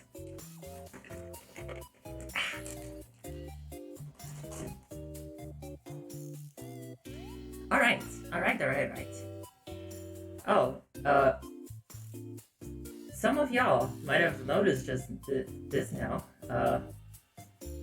This.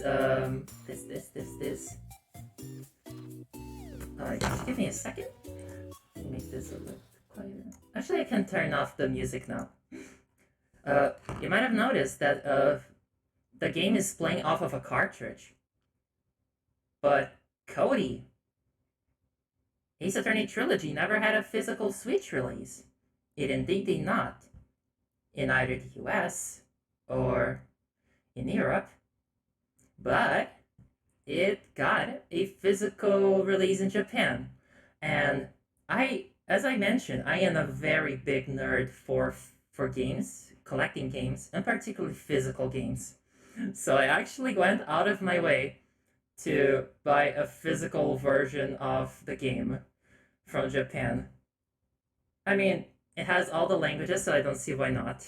Plus, it'll probably be good for training whenever I get around to learning Japanese, which will happen.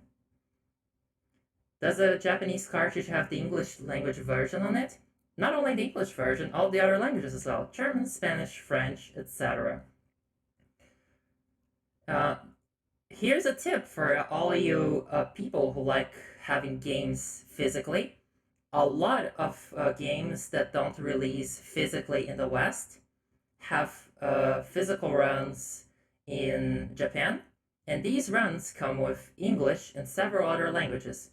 Examples that I can remember, Hotline Miami, Valhalla, or VA11 Hall A, however you want to call that, Celeste.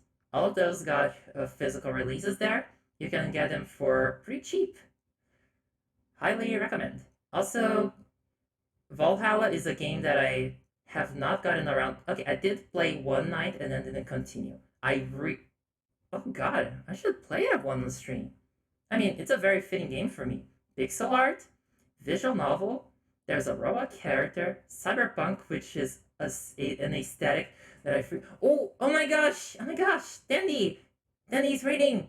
Hi Dandy! Hi everyone! Hi!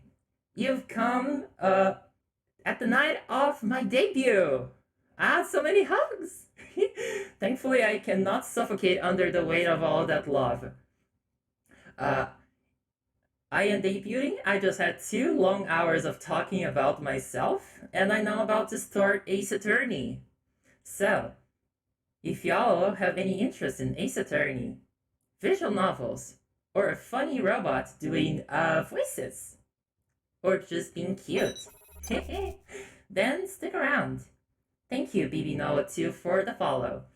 And thank you, Dandy, for the compliment. I do look hella cute. So, without further ado, thank you, Codie.sys for the follow. I hope I pronounced it well. I try my best. Let's go. Oh, oh, actually, I actually gonna need a little bit of a moment. I'm not getting audio. I'm gonna need to BRB.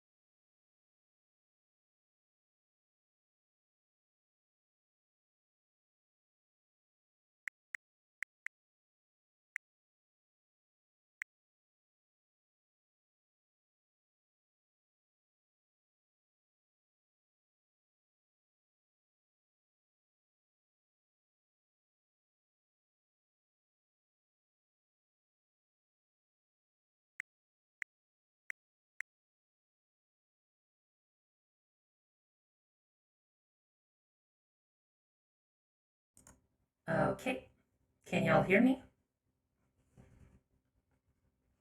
And also very importantly, can y'all hear the switch? Okay, sorry for that little interlude. Unfortunately, the audio was not working at first. Just before I start, I saw I got misgendered at one point. Now, I get that sometimes we kind of assume stuff. It's kind of baked into the way our society works. But as a general, with YouTubers, with artists, content creators in general, with anyone really, try to avoid jumping to that kind of conclusion. Especially because for many creators, it'll be readily available. All of you who have used chat, you have noticed that the first topmost thing in the rules was I am non-binary and I go by they them. So if this happened, it just means that you didn't even read the rules for one, or didn't care enough about them. So yeah, do read the rules of the places that you're entering. I know that you probably go through many streams in any given day, but that's no reason to not be mindful of the space you're entering. Okay? We can all create more comfortable spaces for, well, all sorts of people, but in this particular case, trans or non-binary people, and avoid, hurting someone. So, yeah. Sorry for the little A's up there. Now that the issue is fixed, we can go and play.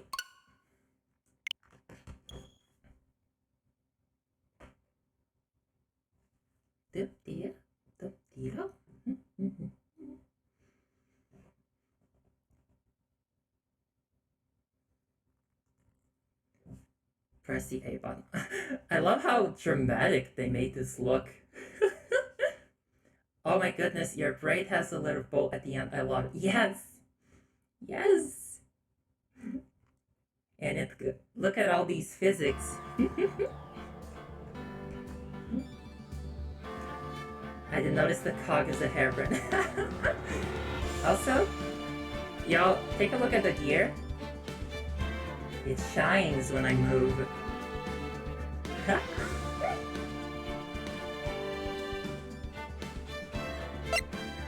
Let's start a new game. We're playing Phoenix Rise. If you're wondering why some of the cases are unlocked, it's because I played this game already on another save beforehand. But that's no problem. So, this is it. This is where it all begins. The first turnabout. And now it's time to show the world voice acting Codie. The game is a bit loud. Thank you for telling me, Leo. How are these, how is this now?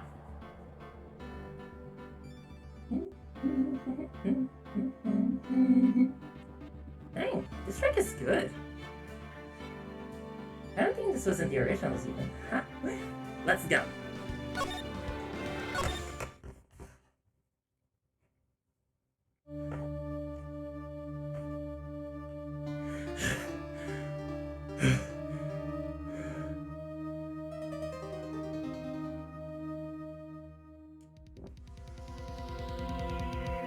Damn it! Why me? I can't get caught. Not like this! I've gotta find someone to pin this on. Someone like him. I'll make it look like he did it. I like to imagine that he does an evil laugh. You're like, I wish I played some of the games to completion. Most of what I know about the game is from memes. Don't worry, I'm going to be playing these games probably to completion, because I like them too much to just leave it at one case. August 3rd, 9:47 a.m. District Court. Defendant Lobby number 2. Boy, am I nervous. Right. Oh, hi, Chief. I'm glad I made it on time. Well, I have to say, Phoenix, I'm impressed. Not everyone takes on a murder trial right off the bat like this. It says a lot about you, and your client as well. Thanks. Actually, it's because I owe him a favor.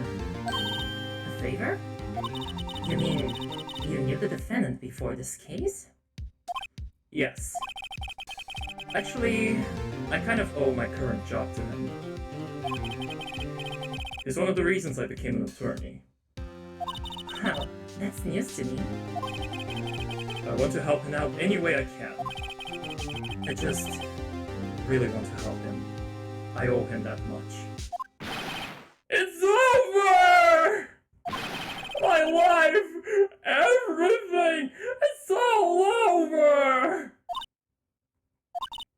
Is that your client screaming over there?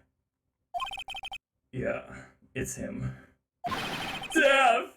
Despair! Oh! I'm gonna do it! I'm gonna die! It sounds like he wants to die. Trigger warning, suicide, I guess? Yeah.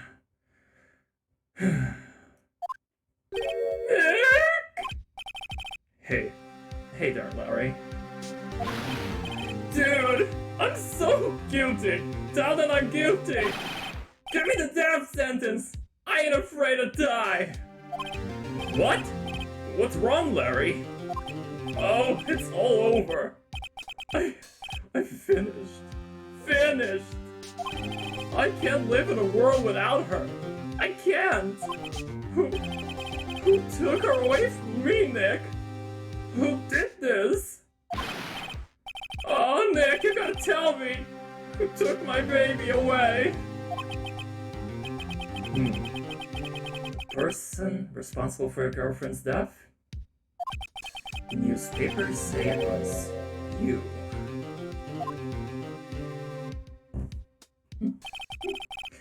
My name is Phoenix Wright. Here's the story. The first case is a fairly simple one. A young woman was killed in her apartment. The guy they arrested was the unlucky sap dating her, Larry Butts, the best friend since grade school.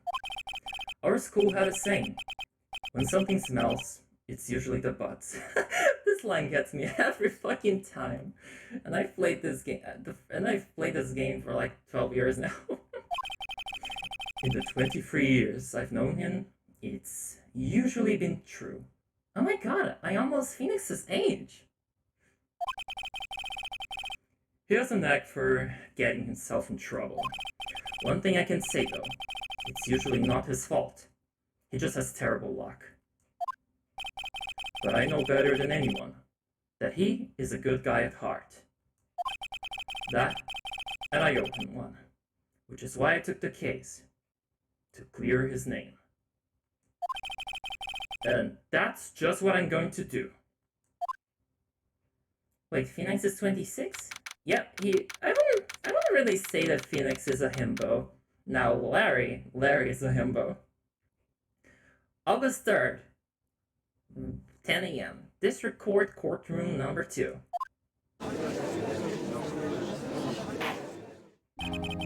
Court is now in session for the trial of Mr. Larry Butts.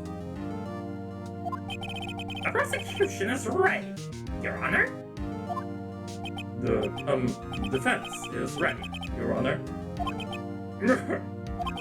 Mr. Wright, this is your first trial, is it not? Yes, Your Honor. I'm a little nervous. I'm a little nervous too. Your conduct during this trial will decide the fate of your client. Murder is a serious charge. For your client's sake, I hope you can control your nerves. Thank you, Your Honor. Mr. Wright, given the circumstances, I think you should have a test to ascertain your readiness. Yes, Your Honor. Damn, I can't believe everyone in California is a robot. Eat your hamburgers, Apollo. Someone out there is gonna get the reference. And I'm happy about that. Yes, Your Honor. And shaking. Eyesight fading. The test will consist of few simple questions. Answer them clearly and concisely. Please state the name of the defendant in this case. Now, I know the correct answer, but part of me wants to pick the wrong answer just to see the funny dialogue. Nah, let's do you know what? Let's see what we get. The defendant is me, right? Right! Have you completely lost your mind? Focus! The defendant is the person on trial. You're his lawyer. Oh yeah, right. This is no laughing matter. You did pass the bar, didn't you? Sorry, I couldn't hear her answer. I'll ask once more. Please say the name of the defendant. The defendant? Well, that's Larry Butts, Your Honor. Correct. Just keep your wits about you, and you do fine. Next question. This is a murder trial. Tell me, what's the victim's name? I know this one. Well, I read the case report to cover so many times. It's... Wait. Oh. Uh-oh. No way! I forgot! I'm drawing a total blank here. Phoenix! Are you absolutely sure you're up to this? You don't even know the victim's name? Oh, the victim! Of course I know the victim's name. I just forgot. Temporarily. It's so funny to me just how much emotion in the voices in the text this game portrays, despite having only beeps, boops, and, well, text. I think I feel my brain coming on. Look, the victim's name is listed in the court record. Just press the R button to check it at any time, okay? I'm sorry, what's an R button? Is that common court parlance? Mia? Why are you looking as though reality is breaking? Remember to check it often. Do it for me, please. I'm begging you. Mr. Wright, who is the victim in this case? Cinderblock. Wasn't it Mrs. Block? Miss Cinderblock? The person in question was a victim of murder, not ill-conceived name, Mr. Wright. You say that when everyone's name is a pun in this stupid franchise. Right? If you forget something, use the R button to check the court record and jog your memory. A mistake in court could cost you the case. I'll ask you again. Mr. Wright, who is the victim in this case? Okay. I'm gonna answer more seriously from now, I promise. The victim's name is Cindy Stone.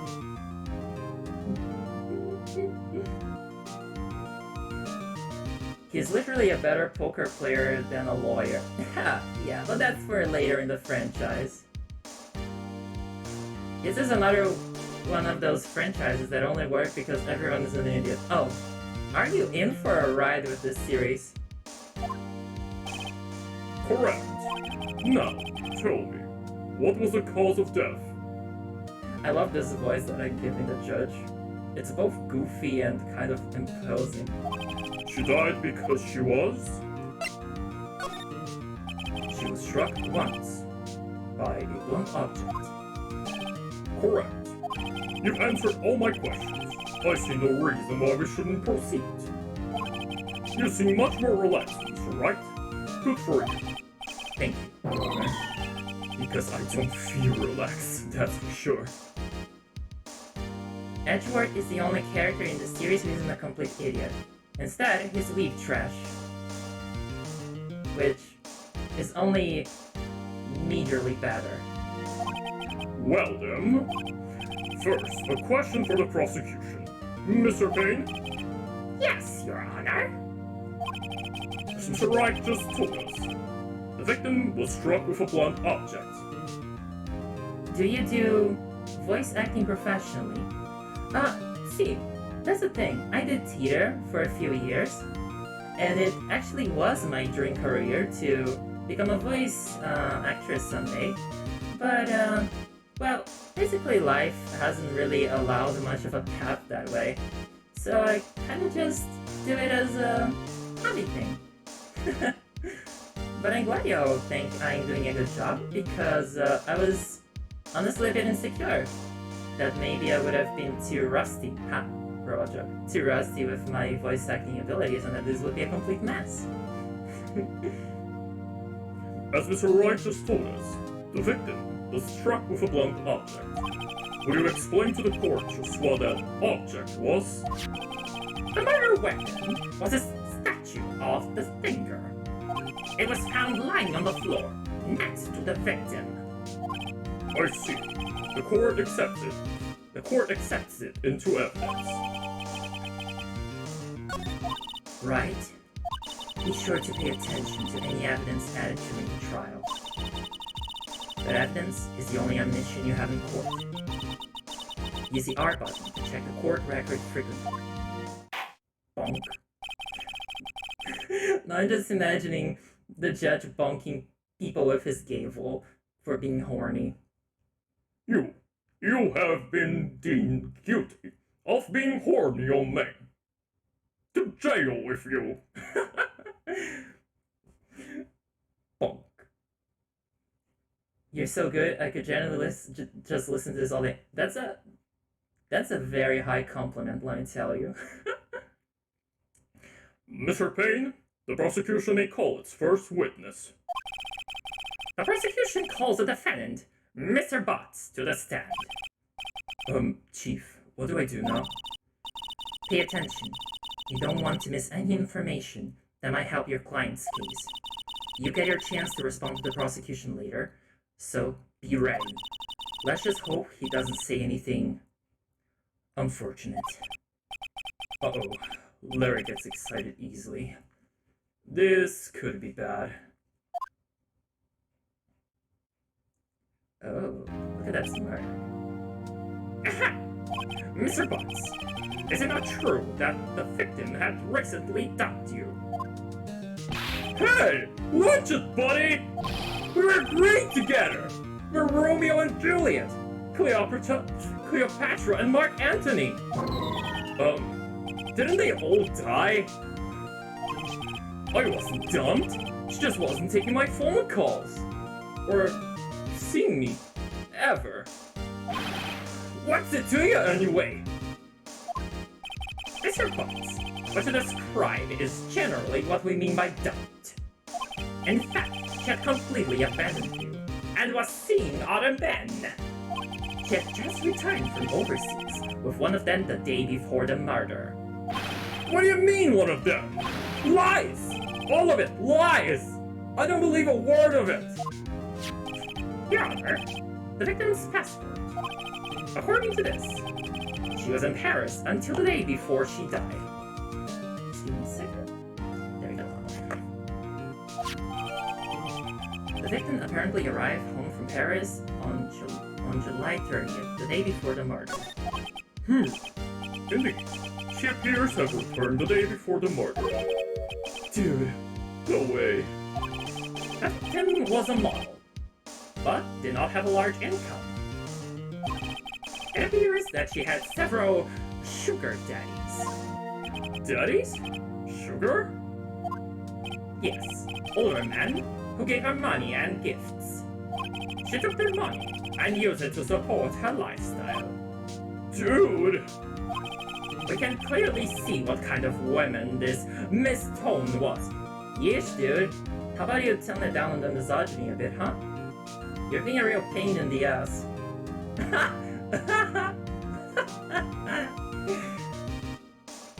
See ya, Leo. Enjoy your dinner. Tell me, Mr. Butts, what do you think of her now? Right? I don't think you want him to answer that question. Yeah, Larry has a way of running his mouth in all the wrong directions. Should I... Yeah, we don't want to see where that's gonna go. My client had no idea the victim was seeing other men. That question is irrelevant to this case. Bottom. You got one finger pointed at you and just go, okay, fine, I'll shut up. Dude! Nick! What do you mean irrelevant? That cheating she-dog! I'm gonna die! I'm just gonna drop dead! Yeah, and when I meet her in the afterlife, I'm gonna get to the bottom of this! Yeah, that's looking great for our case, isn't it? Let's continue with the trial, shall we? I believe the accused's motive is clear to everyone. Yes, quite. Oh boy, this is so not looking good. Next question. You went to the victim's apartment on the day of the murder, did you not? Well, did you, or did you not? Huh? Well, maybe I did, and maybe I didn't. Uh-oh. You went. Larry is what is known in the legal profession as a bad client. Yes, he is, more specifically, in Latin, you would say he's a stinkerus donatvantus.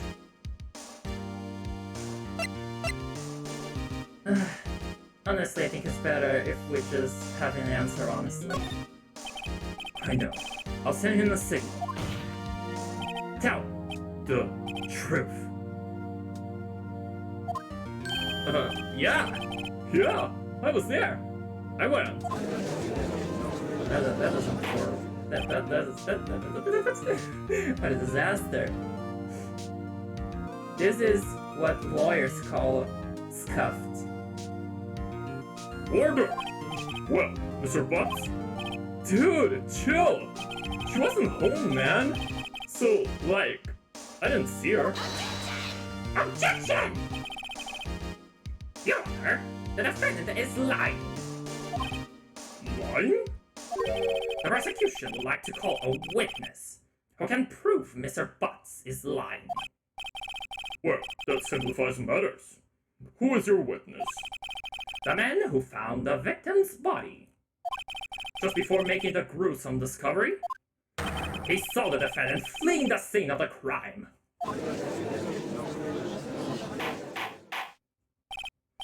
Order! Order in the court! Mr. Fink, the prosecution may call its witness. Yes, Your Honor. This is bad. On the day of the murder, my witness was selling newspapers at the victim's viewing. Please bring Mr.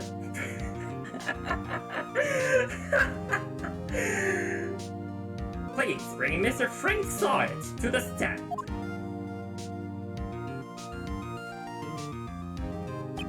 Mr. Salt, you sell newspaper subscriptions, is this correct?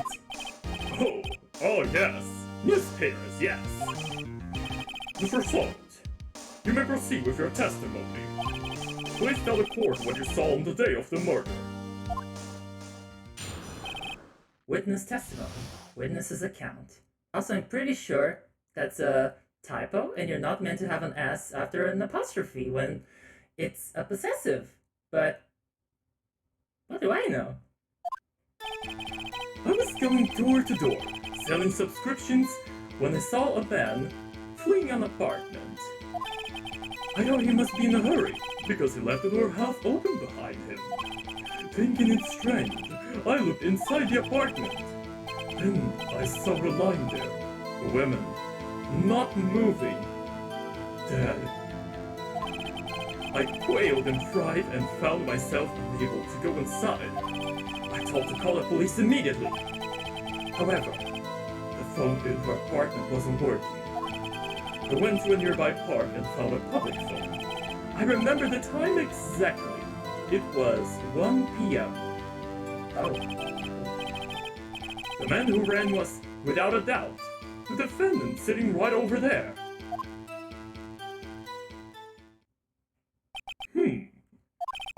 Larry, why didn't you tell the truth? I can defend you against a testimony like that. Incidentally, why wasn't the phone in the victim's apartment not working? Your Honor, at the time of the murder, there was a blackout in the building. Aren't phones supposed to work during a blackout? Yes, Your Honor. You can really tell when this game was made, right? It's kind of funny, because yeah, sure, the game was made in 2001, but it's taking place actually like according to the lore in 2017, I think, something around that. So that's just funny. Yes, Your Honor. However, some cordless phones do not function normally. I found that Mr. Sawyer used was one of those. Your Honor, I have a record of the blackout for your perusal.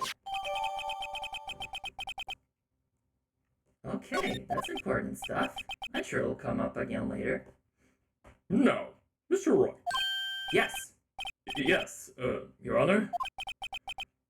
You may begin your cross-examination. Cross-examination, Your Honor? Alright, right? This is it. The real deal. So don't get scared and fright, because tonight we'll make sure to rid the defendant of this blight. Good. There you go. That's a bit of wordplay for you, alright? What exactly am I supposed to do? Fine, you expose the lies in the testimony the witness just gave. Lies? What? He was lying? Your client is innocent, right? And that witness must have lied in his testimony. Or is your client really guilty? How do I prove he's not? You hold the key. It's in the evidence. Compare the witness's testimony to the evidence at hand. There's bound to be a contradiction in there. First, find contradictions between the court record and the witness's testimony. Then, once you found the contradicting evidence, present it and rub it in the witness's face. Okay. Open the court record with the R button, then point out contradictions in the testimony.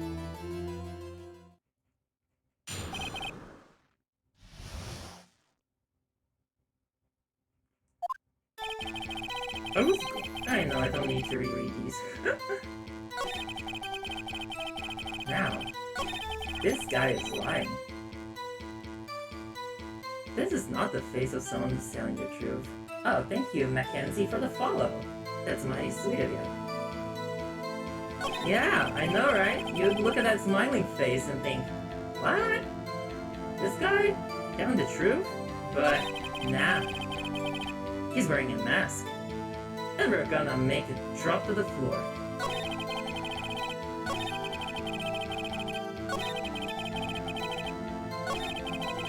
Hello, Mackenzie. Nice to see you here. Oh my gosh, why is this one? Oh wait, no, I accidentally jumped the last one. Fuck! I'm sorry.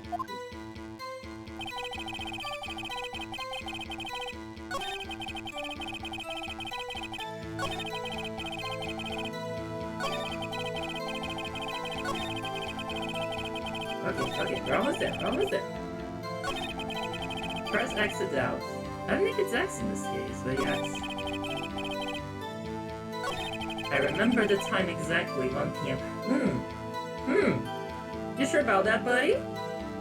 Now, I don't like that big supercomputer in Canada, but I can do some math, and I'm starting to think. I don't know. I ran the calculations, and I can't help but have noticed that 1 plus 1 equals 2, and your testimony equals a bunch of horseshit. How do I present? Oh wait, I do present with X. X to doubt. Let's go. Objection! You found the body at 1 p.m. You're sure? Yes. Yes, it was 1 p.m. for certain. Frankly, I find that hard to believe. Your statement directly contradicts the autopsy report. The autopsy notes the time of death at some time after 4 p.m. There was nobody to find at 1 p.m. How do you explain this 3-hour gap? Oh, Dad! Objection! This is trivial! The witness merely forgot the time. After his testimony, I find that hard to believe. Mr. Saul. Frankly, because his name is Frank. Yes! This game is all puns. This game was very formative for me, can you tell? Why were you so certain that you found the body at 1 p.m.? Heidi. Gee, that's a really good question. Great job, right? Way to put it on the spot. That's all you have to do. Point out contradictions. Lies always beget more lies. See through one, and their whole story falls apart. Oh wait, I remember now. Would you care to give her testimony again? The time of discovery. You see, when I found the body, I heard the time. There was a voice saying the time. It was probably coming from the television. Oh, but it was 3 hours off, wasn't it? I guess the victim must have been watching a video of a taped program. Again, age. That's why I thought it was 1 p.m. Terribly sorry about the misunderstanding.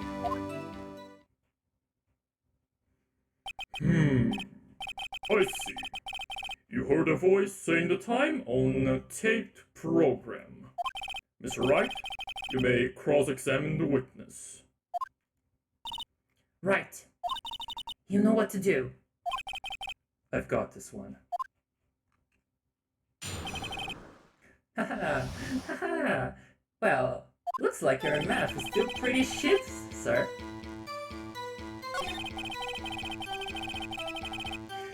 Oh no, oh no, oh no. We're about to destroy this man's whole career. Objection! Objection! Hold it right there! The prosecution has said there was a blackout at the time of discovery. And this record proves it. You couldn't have heard a television. Or a video.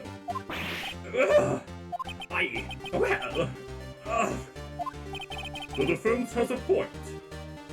Do you have an explanation for this, Mr. Sawit? No, I find it quite puzzling myself. Quite. Wait, I remember now. Mr. Sawit, the court would prefer to hear an accurate testimony from the very beginning. These constant corrections are harming your credibility. Oh, Judge, thank you. Thank you for finally sticking to her side for a little bit. Yeah. That and you seem rather distraught. My apologies, Your Honor. It must have been the shock of finding the body. Very well, Mr. Solid. Let's hear your testimony once more, please.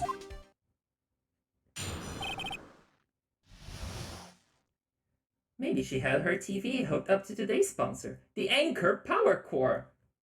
I have no idea what that's referencing. Ha! Hearing the time. Actually, I didn't hear the time. I saw it. Fuck this game. There was a table clock in the apartment, wasn't there? Yeah, the murder weapon. The killer used it to hit the victim. That must have been what I saw.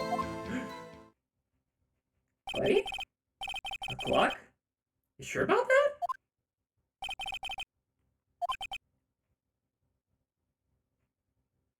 It's a battery pack. A big chunky battery pack with a wall outlet. Well, why don't I have one of those? Sometimes I get tired when I'm outside.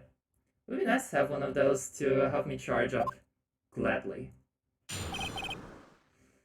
Hearing the time. Actually, I didn't hear the time. I saw it. Wait, I don't need to repeat this, I already did it. Yeah, buddy, now, I've heard of some inventive clocks, but this one is...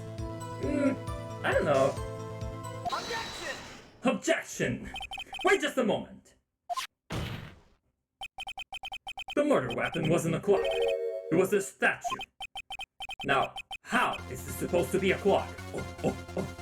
It's a song.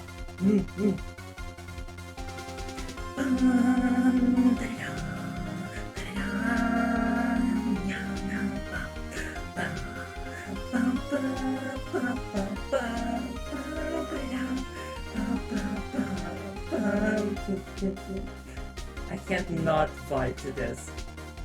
We've got him, y'all. What? With your objections and your evidence, just who do you think you are? Just answer the question, Mr. Sawyer. Hey, I saw it there, okay? That's a clock! Your Honor, if I may. Yes, Mr. Payne? As the witness stated, this statue is indeed a clock. Say what? The neck is a switch. Switch clicking sound here. You just tilt it and it says the time out loud. As it doesn't look like a clock, I submitted it as a statue. My apologies. I see. So the murder weapon was a table clock after all. Well, Mr. Wright, it appears that the witness's testimony was correct. This is a clock. Do you have any problems with his testimony now? Your Honor, there is a gaping hole in the witness's testimony. The only way he could have known the weapon was a clock is to hold it in his hand. Yet, the witness testified that he never entered the apartment. Clearly, a contradiction. Indeed. The witness knew it was a clock because he... You're lying. You were inside the apartment on the day of the murder. Oh yeah? Prove it! Prove I went in there! I'll do better than that. I can prove you were the one who killed her! Wow, them's fighting words right there. You struck her with her clock. You struck her with the clock. And the shock of the blow triggered the clock's voice. That was the sound you heard.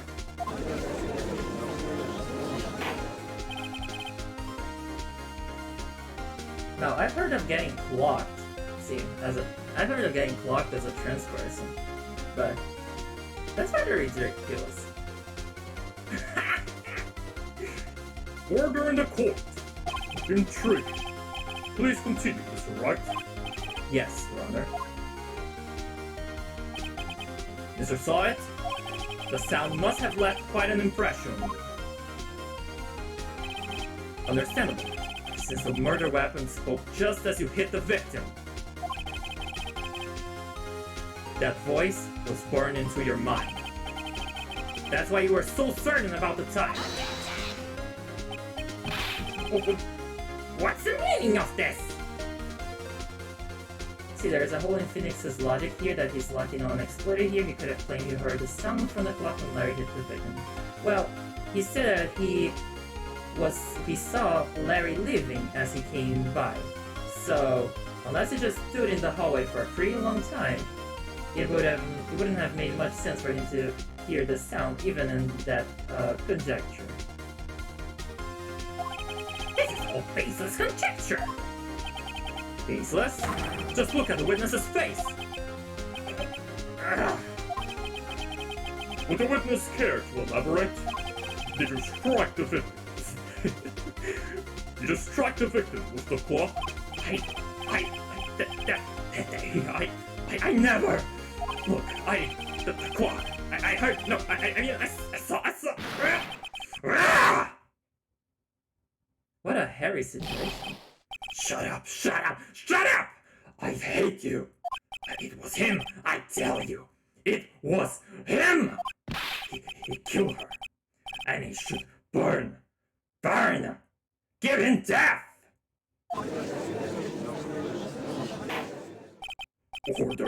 Order in the court, I say! Your Honor, a moment, please. There isn't a shred of evidence supporting the defense's claims. Mr. Wright. Your Honor? Is that a toupee, or did he actually rip his hair off? The question that Ace Attorney fans everywhere have been asking. I think if he had actually ripped his hair off, there would be way more blood. You claim the sound... Wrong voice! You claim the sound the witness heard came from the clock. Do you have any evidence? The whole case is riding on this. I better think it through carefully. Your Honor, the sound Mr. Solid heard was definitely the clock. A fact which is clear if you simply... try sounding the clock. Yeah. Let's sound the clock now, here in this court. Your Honor, may I have the clock? I ask the court to listen very carefully. Beep, beep, boop, beep, boop. I'm vibing with this clock. I think it's 8:25. That certainly is a strange way to announce the time. Well, he is the thinker, after all. So, we've heard the clock. What are your conclusions, Mr. Wright? Mr. Payne, can you tell me what time it is now? It's 8:20. It's 11:25. Ah! As you can see, this clock is exactly 3 hours slow.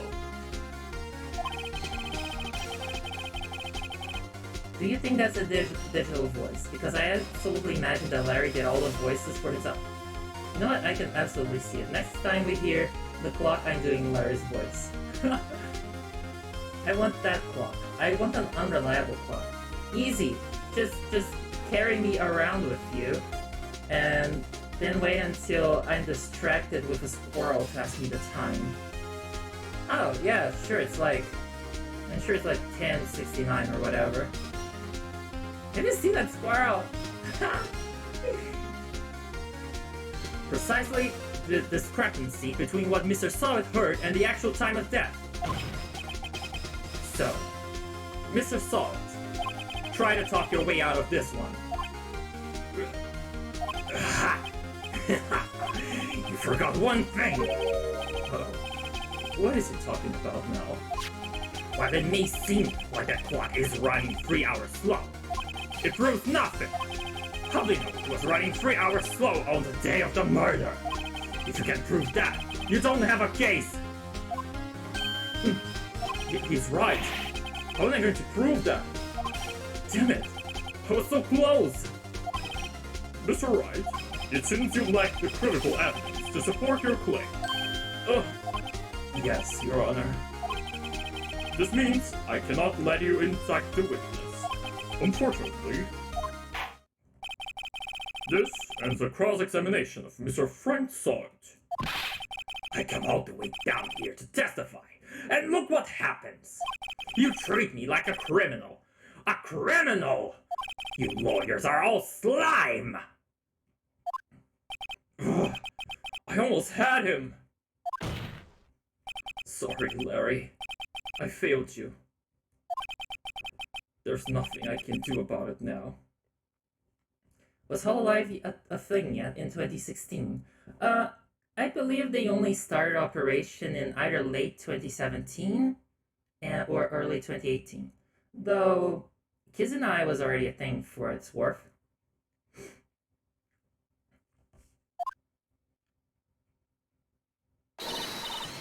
Not so fast, Mr. Solid! Mia! Chief! Listen up, right? Don't throw this one away. Not like this. Chief, it's over. I can't prove the clock was slow the day of the murder. Nobody can prove that.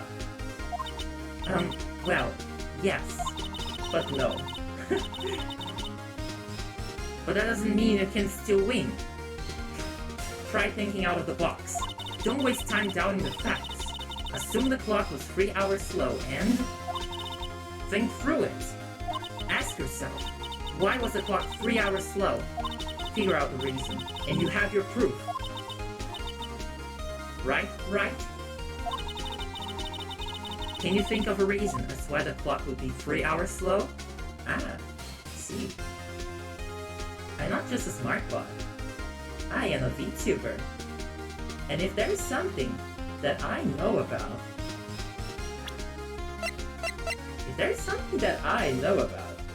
is that time zones are a fuck!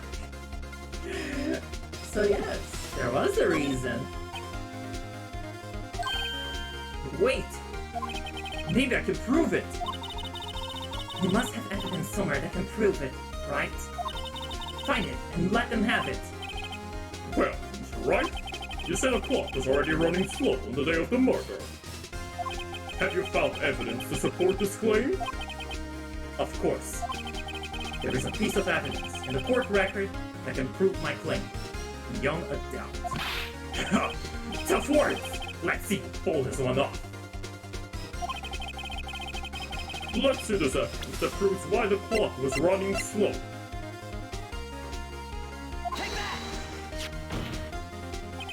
The victim had just returned home from abroad the day before the murder. As we all know, the time difference between here and Paris is 9 hours. When it's 4 p.m. here, it's 1 a.m. the next day there. The clock wasn't 3 hours slow, it was 9 hours fast! You're too slow! Oh, Nebula! Nebula, thank you for following! You're catching probably the tail end of the stream, and I'm glad you're here! You got to hear my voice acting! The victim hadn't reset her clock since returning home. That is why the time you heard when you struck her dead in her apartment was wrong. Proof enough for you, Mr. Saw It?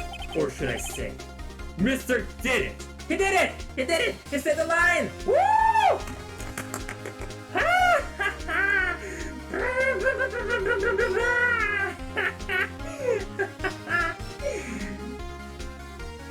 Second only... This line is second only to the famous Edgeworth Circus line.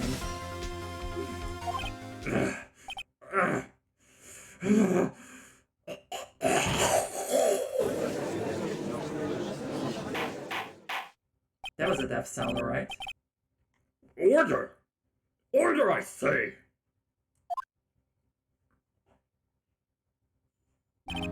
Well, this case has certainly turned out differently than we all expected. Mr. Payne? Your witness? He was arrested and has been taken away, Your Honor. Very well. Mr. Wright? Cyanide molar, knew it. Sure, because every newspaper salesman has one, in case someone tries to, I don't know, interrogate them for newspaper secrets. He was arrested mid-court hearing? Lol. Here's Attorney Universe plays fast and loose with court stuff. Yeah, with court procedure. Yes, Your Honor. Yes, Your Honor. I have to say, I'm impressed. I don't think I've ever seen someone complete a defense so quickly. And find the true culprit at the same time. Thank you, Your Honor. At this point, this is only a formality, but this court finds the defendant, Mr. Larry Butts. Not Codie! Hell yeah! We did it! Yo, that's some buggers! And with that, the court is adjourned. Yow.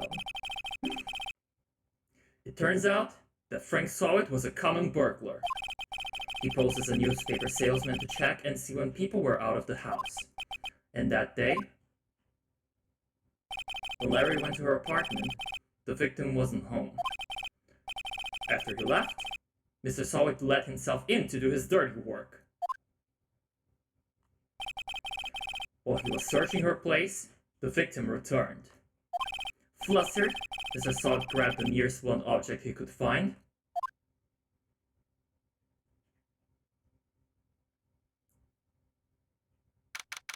And whack. Bonk. He yeeted her out of this realm. August 3rd, 2:32 p.m. District Court, Defendant Lobby Number 2. Whew. I still can't believe we won. Right. Good job in there. Congratulations. Thanks, Chief.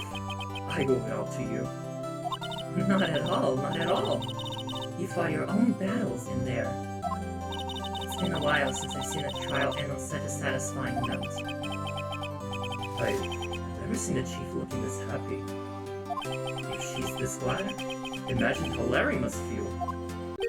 My life is over! Larry! You're supposed to be happy! What's wrong now? Oh, Nick! Wow, that blood animation. Like, considering this is all HD upscalings of a game that was originally released for the Game Boy Advance, it's actually pretty fucking amazing that it looks as good as it does. Honestly, I love the characters in this series, I love the animations. Yes, it's all like 8 frames per animation, but who cares? This is a GBA game? Yes! The first 3 Ace Attorney games were released on the Game Boy Advance. Only in Japan, and later they got ported over to the DS for a Western release, wherein they added a new case for the first game, which we'll get to eventually. Oh, Nick! Don't worry about me. I'll be dead and gone soon. Good. Wait, no! I mean, bad! Bad! Oh, is this a raid? Ah! Hi, Patty! Thank you for the raid! Ah!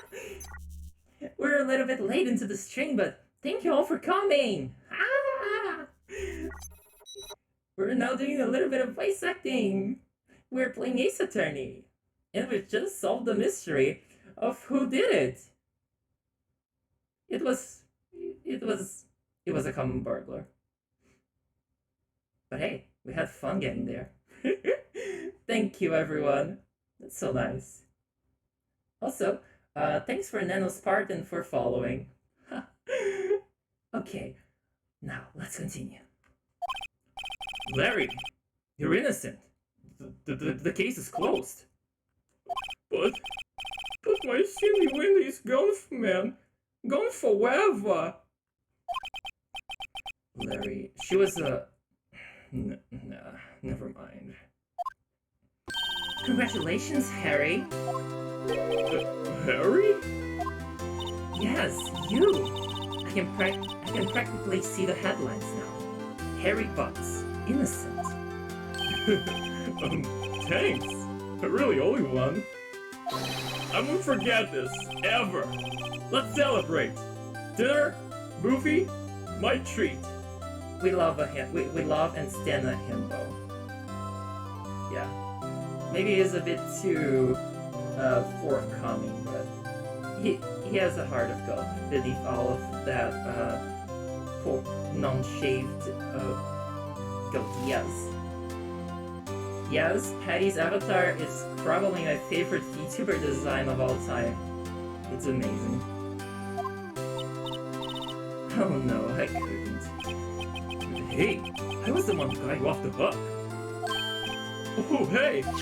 Here! Take this! It's a present! A present? For me? Wait, wasn't this the evidence that... Actually, I made this clock for her. I made one for her and one for me. Really? You? You made this? Ah, thank you, Frog Prince, for the follow. Where was Larry carrying the other thicker clock, and why was he carrying here? See, he needed an escape route in case things went south. I mean, look at Larry. I don't think he's a guy that goes down without a fight. Also, Patty, we're so cute, both of us. The cute squad is here, everyone. Well, thank you. How cute it is a memento. Yo, Nick. Can you believe it? I was so into that chick. And she was just playing me for a fool. Don't that make you wanna just cry? Larry? Are you so sure? What? What is this line? What is this line? Squeeze me? Squeeze me? I can't say it. It's so stupid. I think she thought quite a lot of you in her own way. Nah, you don't gotta sympathize with me. It's okay. Oh, I'm not just sympathizing, really. Isn't that right? Right? Don't you have something to show your friend? Something that proves how she felt about him? Squeeze. I tried to say it, but it doesn't come naturally. Squeeze. Execute me for trying to say this. Huh? Oh, yeah, right. What the heck is she talking about? Take that! Check this out, Larry. Proof positive you weren't just some chump to her. Huh? What about that clock? This is a clock you made for her, Larry. And she took it with her when she traveled. Maybe it's a British thing. Okay. Larry's British. From now on, he has a British accent. Because I'm sure that Butts is a common surname in the United Kingdom. And she took it with her when she traveled. Whatever. She probably just needed a clock, that's all. That's all. I can do it. I can do this dumb voice and a British accent, I don't think. Whatever. She probably just needed a clock, that's all. Think so? It's a pretty heavy clock to take traveling. I mean, yeah, have you all seen restrictions for weight in your baggage these days? Well, make of it what you will. Hey, Nick. I'm glad I asked you to be my lawyer. Really, I am. Thanks. Hope that made him feel a little better. Right. I hope you see the importance of evidence now. Also, hopefully you realize things change depending on how you look at them. People too. We never really know if our clients are cutie or innocent. All we can do is believe in them. And in order to believe in them, you have to believe in yourself. Like, even in 2001, people had flip phones and Nokias with time on them, or watches. Now, you all say that, but anyone who's been little bit too lovesick knows what it's like carrying dumb stuff that you don't need on trips. And hey, if that's a big ass, thinker-shaped statue clock, hey, love is beautiful like that. Thank you, Akio for the follower. Words. When you've been speaking for 3 hours, words become an abstract concept, a mere joke that the universe is trying to tell us. And thank you, Winnova, also for the follow. Ah, so many followers tonight. I'm so happy. Alright, let's finish this.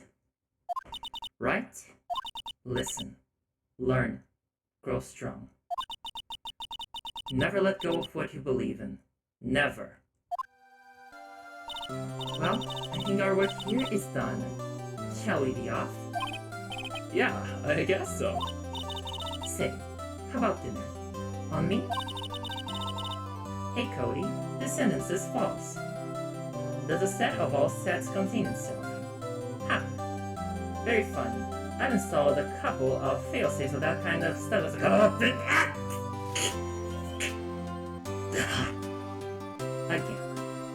Okay, maybe I need to refine said protocols.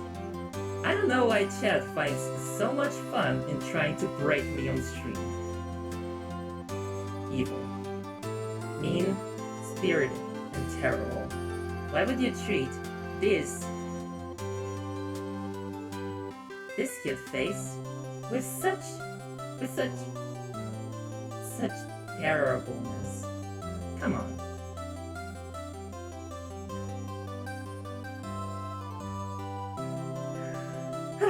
Alright.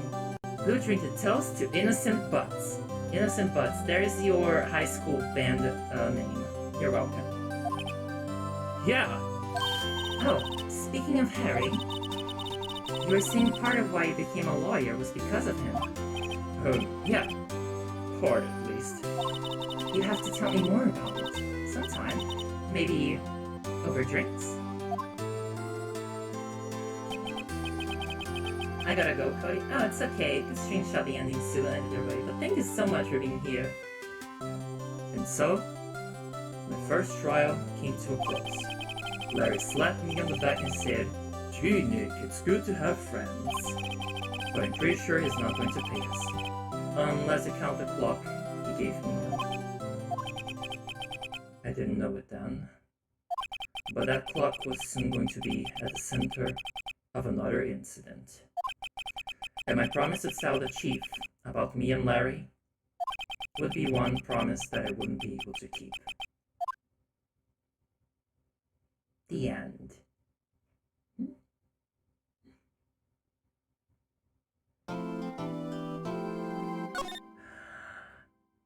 Whew. Well, everyone! I did it! We got it! Oh, wait.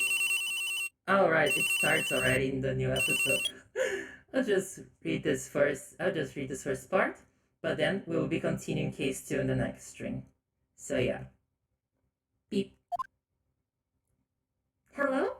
This is Maya? Hey Maya, it's me. Mia? What's up? You haven't called in a while.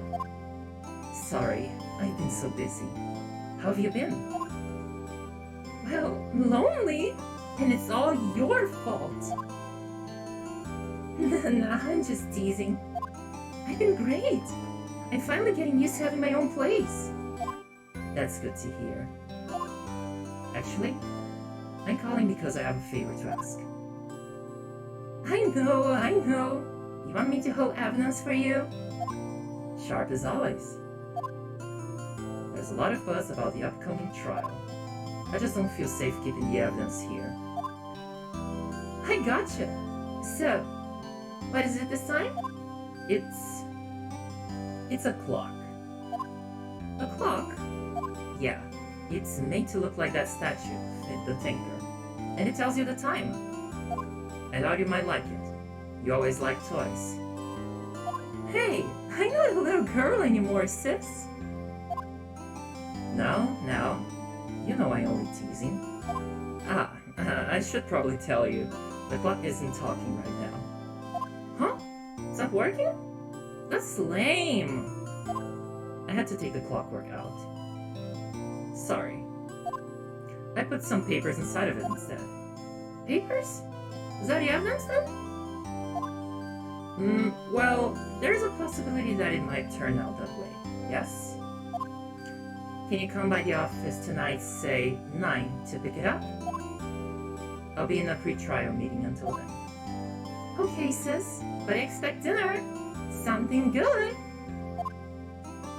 Like burgers. I could really go for a good burger. Okay. We'll hit the usual joint. Yeah, what was that pronunciation? Alright, it's a deal. Okay, sis, see you soon. Okay, Codie.sys, see you soon. Yep, I'll be waiting, Maya. Beep. Conversation recorded, September 5th, 9:27 a.m.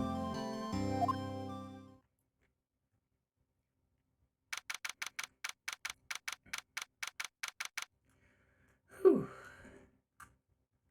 Alright. And, well, this is where we'll be stopping for tonight. Because even if I could probably have the energy to keep going, my voice module is starting to feel a little bit, tired. So, yeah.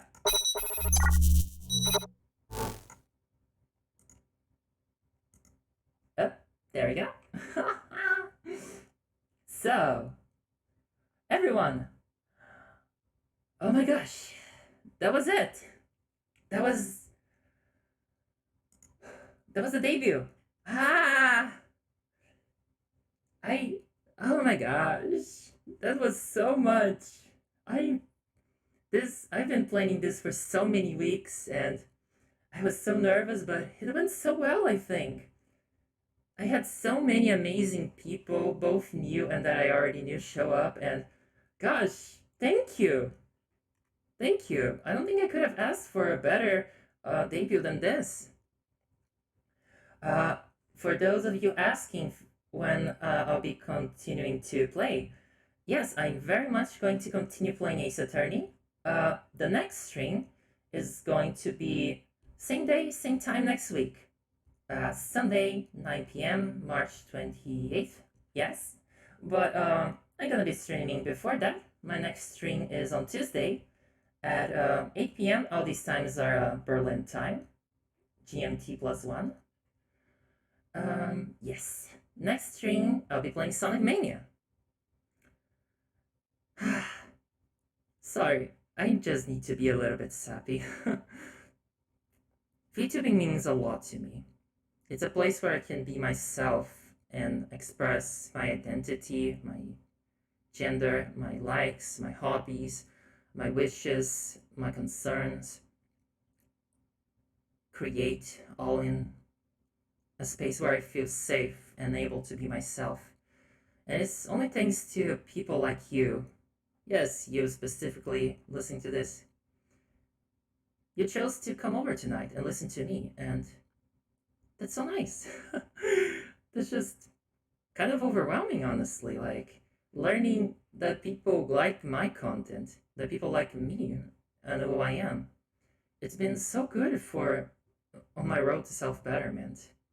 And yeah, from the bottom of whatever I have that's an equivalent to a heart, thank you.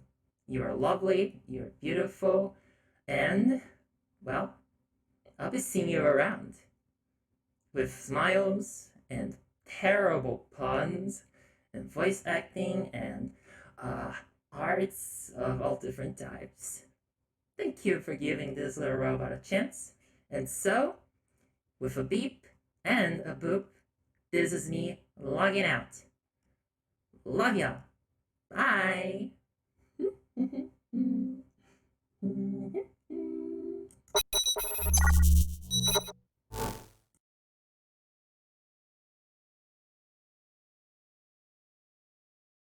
Oh, actually, I always remember this last minute. It would be a bit mean of me to not rate someone. So, let's see who I can rate. Alright, we are rating Carrot. I haven't interacted much with Carrot, but I really like their content when I see it, so let's all prepare ourselves to send a big post-debut hype raid. Alright. Thank you all so much. Y'all are the loveliest. Ciao!